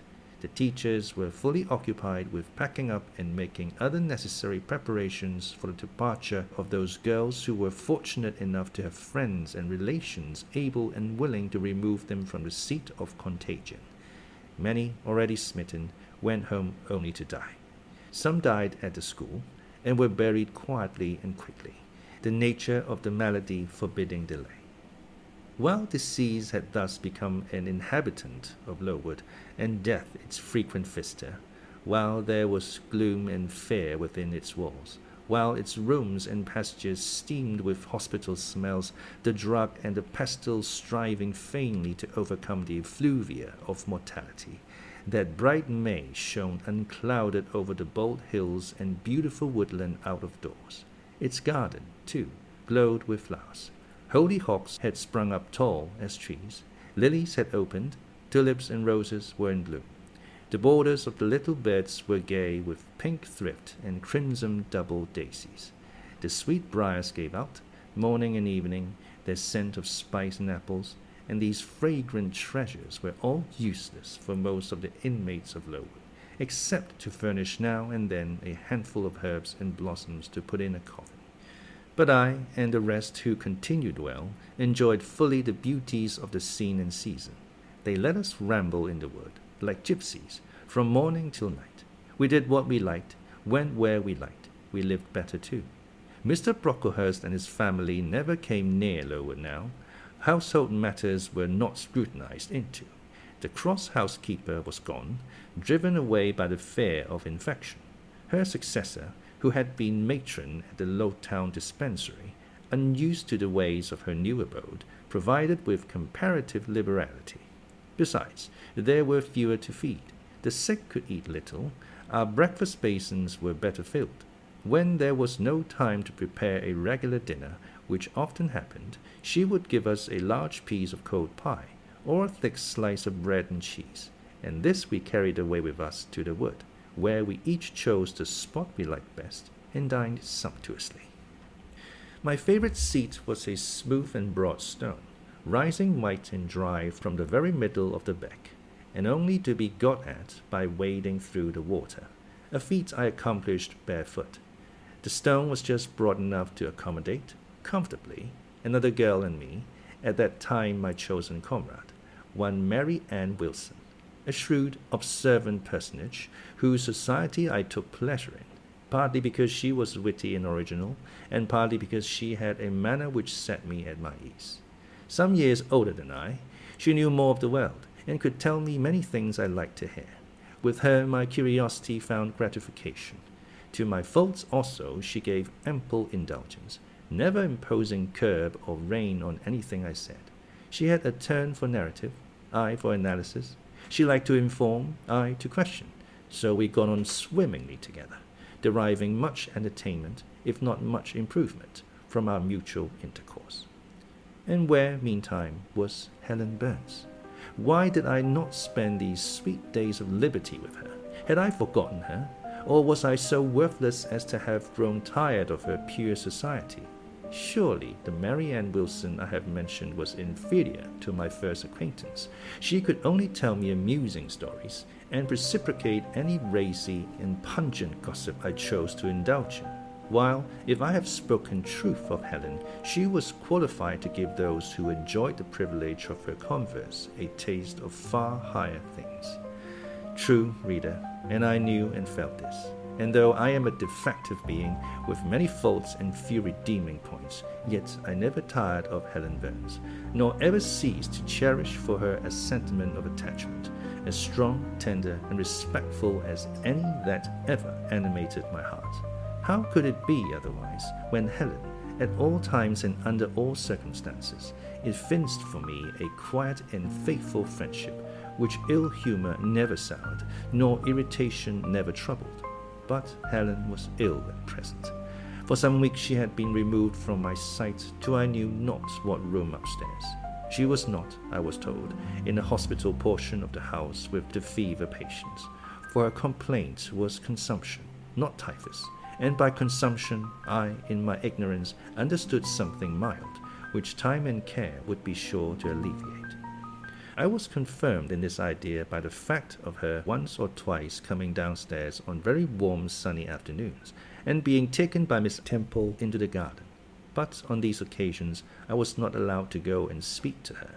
I only saw her from the schoolroom window, and then not distinctly, for she was much wrapped up, and sat at a distance under the veranda. One evening in the beginning of June, I had stayed out very late with Mary Ann in the wood. We had, as usual, separated ourselves from the others, and had wandered far, so far that we lost our way, and had to ask it at a lonely cottage, where a man and woman lived, who looked after a herd of half-wild swine that fed on the mast in the wood. When we got back, it was after moonrise. A pony, which we knew to be the surgeon's, was standing at the garden door. Mary Ann remarked that she supposed someone must be very ill, as Mr. Bates had been sent for at that time of the evening. She went into the house. I stayed behind a few minutes to plant in my garden a handful of roots I had dug up in the forest, and which I feared would wither if I left them till the morning. This done, I lingered yet a little longer.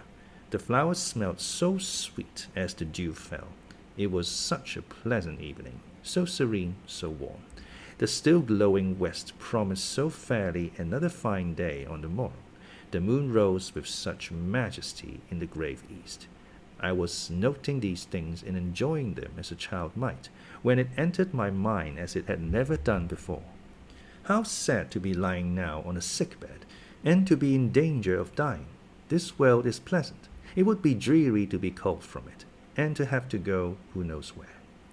And then my mind made its first earnest effort to comprehend what had been infused into it concerning heaven and hell, and for the first time it recoiled, baffled. and for the first time glancing behind, on each side, and before it, it saw all round an unfathomed gulf. It felt the one point where it stood, the present. All the rest was formless cloud and vacant depth, and it shuddered at the thought of tottering and plunging amid that chaos. While pondering this new idea, I heard the front door open. Mr. Bates came out, and with him was a nurse. After she had seen him mount his horse and depart, she was about to close the door, but I ran up to her. "How is Helen Burns?" "Very poorly," was the answer. "Is it her Mr. Bates has been to see?" "Yes." "And what does he say about her?" "He says she will not be here long." This phrase, uttered in my hearing yesterday, would have only conveyed the notion that she was about to be removed to Northumberland, to her own home. I should not have suspected that it meant she was dying, but I knew instantly now. It opened clear on my comprehension that Helen Burns was numbering her last days in this world, and that she was going to be taken to the region of spirits, if such region there were. I experienced a shock of horror, then a strong thrill of grief, then a desire, a necessity to see her, and I asked in what room she lay. "She is in Miss Temple's room," said the nurse. "May I go up and speak to her?" "Oh, no, child, it is not likely. And now it is time for you to come in. You'll catch the fever if you stop out when the dew is falling." The nurse closed the front door. I went in by the side entrance which led to the schoolroom. I was just in time. It was 9 o'clock, and Miss Miller was calling the pupils to go to bed. It might be 2 hours later, probably near 11, when I, not having been able to fall asleep, and deeming, from the perfect silence of the dormitory, that my companions were all wrapped in profound repose, rose softly, put on my frock over my nightdress, and, without shoes, crept from the apartment and set off in quest of Miss Temple's room. It was quite at the other end of the house, but I knew my way, and the light of the unclouded summer moon, entering here and there at passage windows, enabled me to find it without difficulty. An odor of camphor and burnt vinegar warned me when I came near the fever room, and I passed its door quickly, fearful lest the nurse who sat up all night should hear me. I dreaded being discovered and sent back, for I must see Helen. I must embrace her before she died. I must give her one last kiss, exchange with her one last word.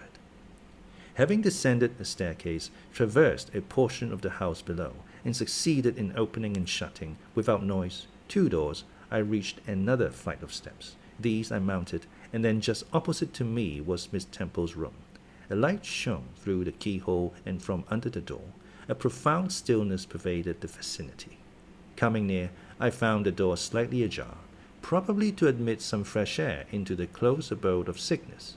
Indisposed to hesitate and full of impatient impulses, soul and senses quivering with keen throes, I put it back and looked in. My eyes sought Helen, and feared to find death. Close by Miss Temple's bed, and half covered with its white curtains, there stood a little crib. I saw the outline of her form under the clothes, but the face was hid by the hangings. The nurse I had spoken to in the garden sat in an easy chair asleep. An unsnuffed candle burned dimly on the table. Miss Temple was not to be seen. I knew afterwards that she had been called to a delirious patient in the fever room. I advanced, then paused by the crib side. My hand was on the curtain, but I preferred speaking before I withdrew it. I still recoiled at the dread of seeing a corpse. "Helen," I whispered softly, "are you awake?" She stirred herself, put back the curtain, and I saw her face, pale, wasted, but quite composed. She looked so little changed that my fear was instantly dissipated. "Can it be you, Jane?" she asked, in her own gentle voice. "Oh," I thought, "she's not going to die. They are mistaken. She could not speak and look so calmly if she were." I got on to her crib and kissed her. Her forehead was cold, and her cheek both cold and thin, and so were her hand and wrist, but she smiled as of old. "Why are you come here, Jane? It is past 11 o'clock. I heard it strike some minutes since." "I came to see you, Helen. I heard you were very ill, and I could not sleep till I had spoken to you." "You came to bid me good-bye, then. You are just in time, probably. Are you going somewhere, Helen? Are you going home?" "Yes, to my long home. my last home. No, no, Helen, I stopped, distressed. While I tried to devour my tears, a fit of coughing seized Helen. It did not, however, wake the nurse. When it was over, she lay some minutes exhausted. Then she whispered, Jane, your little feet are bare. Lie down and cover yourself with my quilt. I did so. She put her arm over me, and I nestled close to her. After a long silence, she resumed, still whispering, I am very happy, Jane, and when you hear that I am dead, you must be sure and not grieve. There is nothing to grieve about. We all must die one day, and the illness which is removing me is not painful. It is gentle and gradual. My mind is at rest. I leave no one to regret me much. I have only a father, and he is lately married and will not miss me. By dying young, I shall escape great sufferings. I had not qualities or talents to make my way very well in the world. I should have been continually at fault. But where are you going to, Helen? Can you see? Do you know? I believe. I have faith. I am going to God. Where is God? What is God? My Maker and yours, who will never destroy what he created. I rely implicitly on his power and confide wholly in his goodness. I count the hours till that eventful one arrives which shall restore me to him, reveal him to me. You are sure, then, Helen, that there is such a place as heaven, and that our souls can get to it when we die? I'm sure there is a future state. I believe God is good. I can resign my mortal part to him without any misgiving. God is my Father. God is my friend. I love him. I believe he loves me. And shall I see you again, Helen, when I die? You will come to the same region of happiness, be received by the same mighty, universal parent, no doubt, dear Jane. Again I questioned, but this time only in thought. Where is that region? Does it exist? And I clasped my arms closer around Helen. She seemed dearer to me than ever. I felt as if I could not let her go. I lay with my face hidden on her neck. Presently she said in the sweetest tone, How comfortable I am. That last fit of coughing has tired me a little. I feel as if I could sleep. But don't leave me, Jane. I'd like to have you near me. I'll stay with you, dear Helen. No one shall take me away. Are you warm, darling? Yes. Good night, Jane. Good night, Helen. She kissed me, and I her, and we both soon slumbered. When I awoke, it was day. An unusual movement roused me. I looked up. I was in somebody's arms. The nurse held me. She was carrying me through the passage back to the dormitory. I was not reprimanded for leaving my bed. People had something else to think about.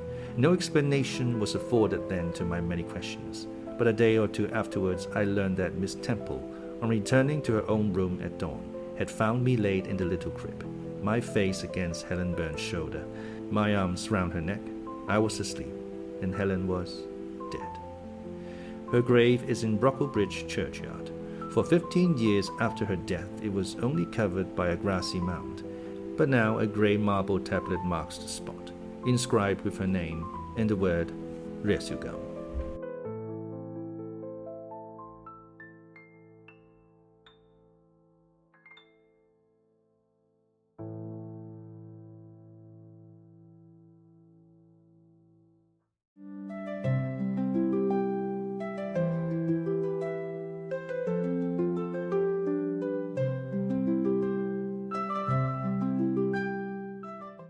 Chapter 10.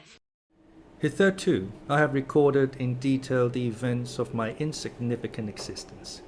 To the first 10 years of my life, I have given almost as many chapters. But this is not to be a regular autobiography. I am only bound to invoke memory where I know her responses will possess some degree of interest. Therefore, I now pass a space of 8 years, almost in silence. A few lines only are necessary to keep up the links of connection. When the typhus fever had fulfilled its mission of devastation in Lowood, it gradually disappeared from thence, but not till its virulence and the number of its victims had drawn public attention on the school. Inquiry was made into the origin of the scourge, and by degrees various facts came out which excited public indignation in a high degree. The unhealthy nature of the site, the quantity and quality of the children's food, the brackish, fetid water used in its preparation, the pupils' wretched clothing and accommodations. All these things were discovered, and the discovery produced a result mortifying to Mr. Brocklehurst, but beneficial to the institution. Several wealthy and benevolent individuals in the country subscribed largely for the erection of a more convenient building in a better situation. New regulations were made, improvements in diet and clothing introduced, the funds of the school were entrusted to the management of a committee. Mr. Brocklehurst, who, from his wealth and family connections, could not be overlooked, still retained the post of treasurer, but he was aided in the discharge of his duties by gentlemen of rather more enlarged and sympathizing minds. His office of inspector, too, was shared by those who knew how to combine reason with strictness, comfort with economy, compassion with uprightness. The school, thus improved, became in time a truly useful and noble institution. I remained an inmate of its walls after its regeneration for 8 years, 6 as pupil and 2 as teacher, and in both capacities I bear my testimony to its value and importance. During these 8 years my life was uniform, but not unhappy, because it was not inactive. I had the means of an excellent education placed within my reach, a fondness of some of my studies, and a desire to excel in all, together with a great delight in pleasing my teachers, especially such as I loved, urged me on. I availed myself fully of the advantages offered me. In time I rose to be the first girl of the first class. Then I was invested with the office of teacher, which I discharged with zeal for 2 years. But at the end of that time I altered. Miss Temple, through all changes, had thus far continued superintendent of the seminary. To her instruction I owed the best part of my acquirements. Her friendship and society had been my continual solace. She had stood me in the stead of mother, governess, and latterly companion. And this period she married, removed with her husband to a distant county, and consequently was lost to me. From the day she left I was no longer the same. With her was gone everything settled feeling, every association that had made Lowood in some degree a home to me. I had imbibed from her something of her nature and much of her habits, more harmonious thoughts. What seemed better regulated feelings had become the inmates of my mind. I had given in allegiance to duty and order. I was quiet. I believed I was content. To the eyes of others, usually even to my own, I appeared a disciplined and subdued character.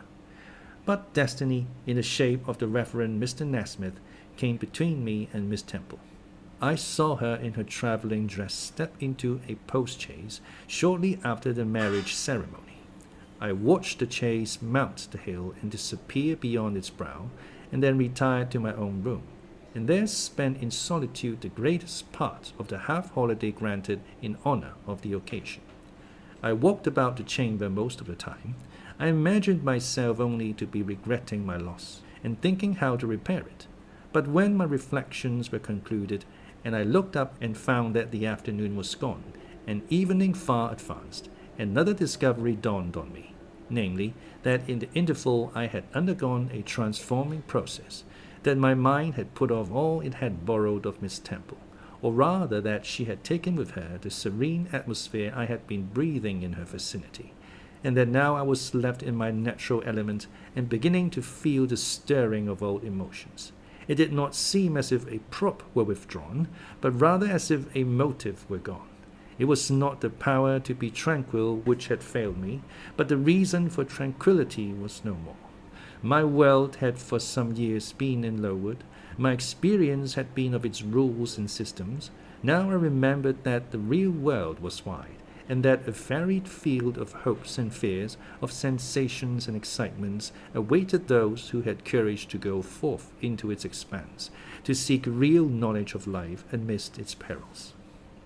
I went to my window, opened it, and looked out. There were the 2 wings of the building. There was the garden. There were the skirts of Lowood. There was the hilly horizon. My eye passed all other objects to rest on those most remote, the blue peaks. It was those I longed to surmount. all within their boundary of rock and heath seemed prison ground, exile limits. I traced the white road winding round the base of one mountain and vanishing in a gorge between two. How I longed to follow it farther. I recalled the time when I had travelled that very road in a coach. I remembered descending that hill at twilight. An age seemed to have elapsed since the day which brought me first to Lowood, and I had never quitted it since. My vacations had all been spent at school. Mrs. Reed had never sent for me to Gateshead. Neither she nor any of her family had ever been to visit me. I had had no communication by letter or message with the outer world.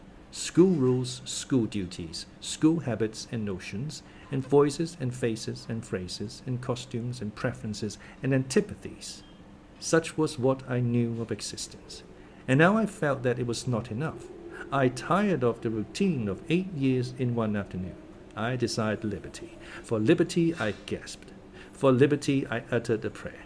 It seemed scattered on the wind than faintly blowing. I abandoned it and framed a humbler supplication. For change, stimulus. That petition, too, seemed swept off into vague space. Then, I cried, half desperate, grant me at least a new servitude. Here a bell, ringing the hour of supper, called me downstairs. I was not free to resume the interrupted chain of my reflections till bedtime.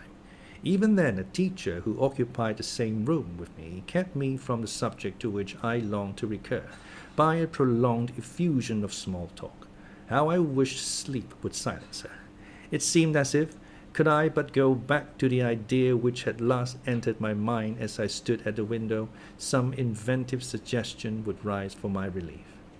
Miss Gryce snored at last. She was a heavy Welshwoman. Until now her habitual nasal strains had never been regarded by me in any other light than as a nuisance. Tonight I hailed the first deep notes with satisfaction. I was debarrassed of interruption. My half-effaced thought instantly revived. A new servitude. There is something in that, I soliloquized. I know there is, because it does not sound too sweet. It is not like such words as liberty, excitement, enjoyment, delightful sounds truly, but no more than sounds for me, and so hollow and fleeting that it is mere waste of time to listen to them. But servitude, that must be matter of fact. Anyone may serve. I have served here 8 years. Now all I want is to serve elsewhere. Can I not get so much of my own will? Is not the thing feasible? Yes. The end is not so difficult, if I had only a brain active enough to ferret out the means of attaining it. I sat up in bed by way of arousing this sad brain. It was a chilly night. I covered my shoulders with a shawl, and then I proceeded to think again with all my might. What do I want? A new place, in a new house, amongst new faces, under new circumstances. I want this because it is of no use wanting anything better. How do people do to get a new place? They apply to friends, I suppose. I have no friends. There are many others who have no friends, who must look about for themselves and be their own helpers. And what is their resource? I could not tell. Nothing answered me. I then ordered my brain to find a response, and quickly. It worked and worked faster. I felt the pulses throb in my head and temples, but for nearly an hour it worked in chaos, and no result came of its efforts. Feverish with vain labor, I got up and took a turn in the room, undrew the curtain, noted a star or two, shivered with cold, and again crept to bed. A kind fairy, in my absence, had surely dropped the required suggestion on my pillow, for as I lay down, it came quietly and naturally to my mind. Those who want situations advertise. You must advertise in the Shire Herald. How? I know nothing about advertising. Replies rose smooth and prompt now. You must enclose the advertisement and the money to pay for it under a cover directed to the editor of the Herald. You must put it, the first opportunity you have, into the post at Lowton. Answers must be addressed to J.E. at the post office there. You can go and inquire in about a week after you send your letter, if any are come, and act accordingly. This scheme I went over twice, thrice. It was then digested in my mind. I had it in a clear, practical form. I felt satisfied and fell asleep. With earliest day, I was up. I had my advertisement written and closed and directed before the bell rang to rouse the school. It ran thus: a young lady accustomed to tuition is desirous of meeting with a situation in a private family where the children are under 14. She is qualified to teach the usual branches of a good English education, together with French, drawing, and music. Address: J.E., Post Office, Lowton, Shire. This document remained locked in my drawer all day. After tea, I asked leave of the new superintendent to go to Lowton in order to perform some small commissions for myself and one or two of my fellow teachers. Permission was readily granted. I went. It was a walk of 2 miles, and the evening was wet, but the days were still long. I visited a shop or two, slipped the letter into the post office, and came back through heavy rain with streaming garments, but with a relieved heart. The succeeding week seemed long. It came to an end at last, however, like all sublunary things, and once more, towards the close of a pleasant autumn day, I found myself afoot on the road to Lowton. A picturesque track it was, by the way, lying along the side of the beck and through the sweetest curves of the dale. But that day I thought more of the letters that might or might not be waiting me at the little borough whither I was bound, than of the charms of lea and water. My ostensible errand on this occasion was to get measured for a pair of shoes, so I discharged that business first, and when it was done, I stepped across the clean and quiet little street from the shoemaker's to the post office. It was kept by an old dame, who wore horn spectacles on her nose and black mittens on her hands. "Are there any letters for J.E.?" I asked. She peered at me over her spectacles, and then she opened a drawer and fumbled among its contents for a long time, so long that my hopes began to falter. At last, having held a document before her glasses for nearly 5 minutes, she presented it across the counter, accompanying the act of another inquisitive and mistrustful glance. It was for J.E. "Is there only one?" I demanded. "There are no more," said she, and I put it in my pocket and turned my face homeward. I could not open it then. Rules obliged me to be back by 8, and it was already 7:30. Various duties awaited me on my arrival. I had to sit with the girls during their hour of study. Then it was my turn to read prayers, to see them to bed. Afterwards, I supped with the other teachers.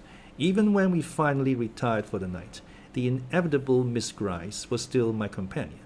We had only a short end of candle in our candlestick, and I dreaded lest she should talk till it was all burnt out. Fortunately, however, the heavy supper she had eaten produced a soporific effect. She was already snoring before I had finished undressing. There still remained an inch of candle. I now took out my letter. The seal was an initial F. I broke it. The contents were brief. "If J.E., who advertised in the Shire Herald of last Thursday, possesses the acquirements mentioned, and if she is in a position to give satisfactory references as to character and competency, a situation can be offered her where there is but one pupil, a little girl, under 10 years of age, and where the salary is £30 per annum. J.E. is requested to send references, name, address, and all particulars to the direction. Mrs. Fairfax, Thornfield, near Millcote, Shire." I examined the document long. The writing was old-fashioned and rather uncertain, like that of an elderly lady. This circumstance was satisfactory. A private fear had haunted me, that in thus acting for myself, and by my own guidance, I ran the risk of getting into some scrape, and, above all things, I wished the result of my endeavours to be respectable, proper, en règle. I now felt that an elderly lady was no bad ingredient in the business I had on hand. Mrs. Fairfax. I saw her in a black gown and widow's cap, frigid, perhaps, but not uncivil, a model of elderly English respectability. Thornfield. That, doubtless, was the name of her house. A neat, orderly spot, I was sure, though I failed in my efforts to conceive a correct plan of the premises. Millcote, Shire. I brushed up my recollections of the map of England. Yes, I saw it, both the Shire and the town. Shire was 70 miles nearer London than the remote county where I now resided. That was a recommendation to me. I longed to go where there was life and movement. Millcote was a large manufacturing town on the banks of the Eyre, a busy place enough, doubtless. So much the better.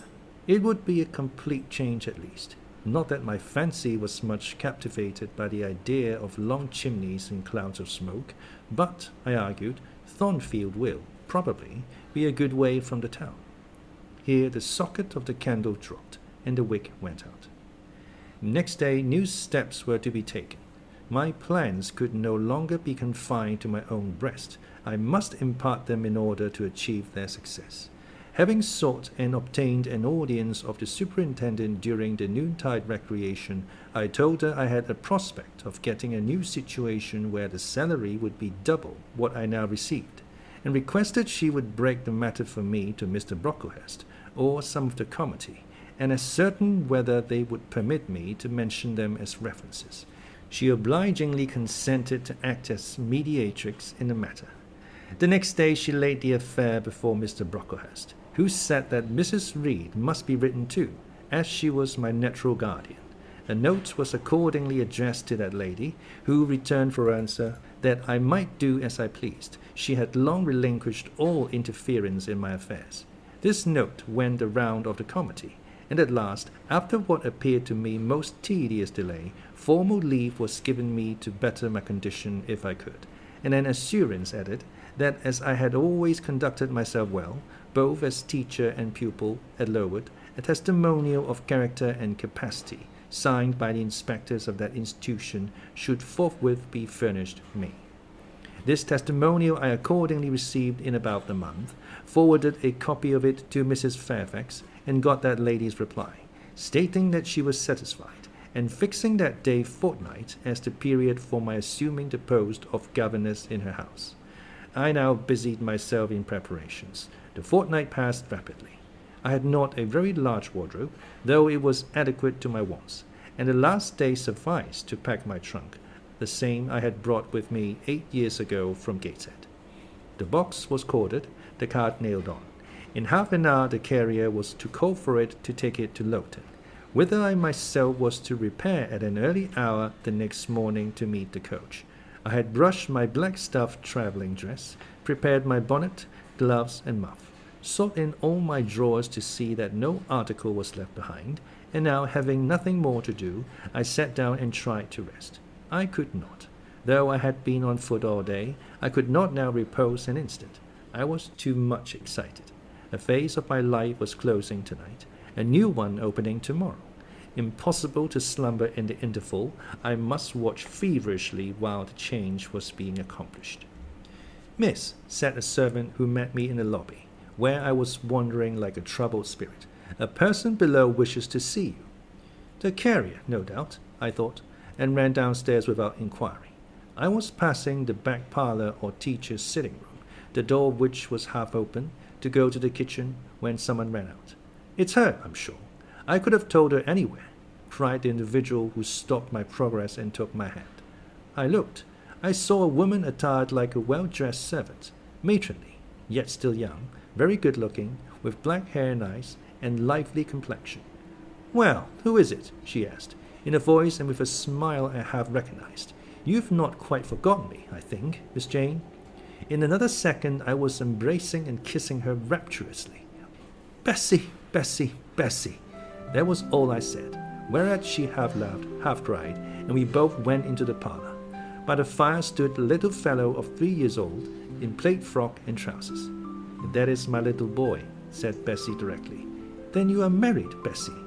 "Yes, nearly 5 years since to Robert Levin, the coachman, and I have a little girl besides Bobby there, that I've christened Jane." "And you don't live at Gateshead?" "I live at the lodge. The old porter has left." "Well, and how do they all get on? Tell me everything about them, Bessie, but sit down first. And Bobby, come and sit on my knee, will you?" But Bobby preferred sidling over to his mother. "You're not grown so very tall, Miss Jane, nor so very stout," continued Mrs. Levin. "I dare say they've not kept you too well at school. Miss Reed is the head and shoulders taller than you are, and Miss Georgiana would make 2 of you in breadth." Georgiana is handsome, I suppose, Bessie? Very. She went up to London last winter with her mamma, and there everybody admired her, and a young lord fell in love with her. But his relations were against the match, and what do you think? He and Miss Georgiana made it up to run away, but they were found out and stopped. It was Miss Reed that found them out. I believe she was envious, and now she and her sister lead a cat and dog life together. They are always quarreling. Well, and what of John Reed? Oh, he is not doing so well as his mamma could wish. He went to college, and he got plucked, I think they call it, and then his uncles wanted him to be a barrister and study the law. But he's such a dissipated young man. They will never make much of him, I think. What does he look like? He is very tall. Some people call him a fine-looking young man, but he has such thick lips. And Mrs. Reed? Mrs. looks stout and well enough in the face, but I think she's not quite easy in her mind. Mr. John's conduct does not please her. He spends a deal of money. Did she send you here, Bessie? No, indeed, but I have long wanted to see you, and when I heard that there had been a letter from you, and that you were going to another part of the country, I thought I'd just set off, and get a look at you before you were quite out of my reach.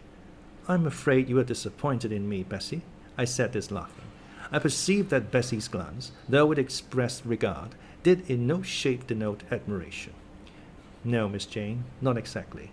You are genteel enough. You look like a lady, and it is as much as ever I expected of you. You were no beauty as a child. I smiled at Bessie's frank answer. I felt that it was correct, but I confess I was not quite indifferent to its import. At 18 most people wish to please, and a conviction that they have not an exterior likely to second that desire brings anything but gratification. I dare say you are clever, though, continued Bessie, by way of solace. What can you do? Can you play on the piano? A little. There was one in the room. Bessie went and opened it, and then asked me to sit down and give her a tune. I played a waltz or two, and she was charmed. The Miss Reeds could not play as well, said she exultingly. I always said you would surpass them in learning. And can you draw? That is one of my paintings over the chimney piece. It was a landscape in watercolors, of which I had made a present to the superintendent, in acknowledgment of her obliging mediation with the committee on my behalf, and which she had framed and glazed. Well, that is beautiful, Miss Jane. It is as fine a picture as any Miss Reed's drawing master could paint, let alone the young ladies themselves, who could not come near it. And have you learnt French? Yes, Bessie, I can both read it and speak it. And you can work on muslin and canvas. I can. Oh, you are quite a lady, Miss Jane. I knew you would be. You will get on whether your relations notice you or not. There was something I wanted to ask you. Have you ever heard anything from your father's kinsfolk, the Eyres? Never in my life. Well, you know, Mrs. always said they were poor and quite despicable, and they may be poor. But I believe they are as much gentry as the Reeds are, for one day, nearly 7 years ago, a Mr. Eyre came to Gateshead and wanted to see you. Mrs. said you were at school 50 miles off. He seemed so much disappointed, for he could not stay. He was going on a voyage to a foreign country, and the ship was to sail from London in a day or two. He looked quite a gentleman, and I believe he was your father's brother. What foreign country was he going to, Bessie? An island thousands of miles off, where they make wine, the butler did tell me. Madeira? I suggested. Yes, that is it. That is the very word. So he went. Yes, he did not stay many minutes in the house. Mrs. was very high with him. She called him afterwards a sneaking tradesman. My Robert believes he was a wine merchant. Very likely, I returned, or perhaps clerk or agent to a wine merchant. Bessie and I conversed about old times an hour longer, and then she was obliged to leave me. I saw her again for a few minutes the next morning at Lowton, while I was waiting for the coach. We parted finally at the door of the Brocklehurst Arms there. Each went her separate way. She set off for the brow of Lowood Fell to meet the conveyance which was to take her back to Gateshead. I mounted the vehicle which was to bear me to new duties and a new life in the unknown environs of Millcourt.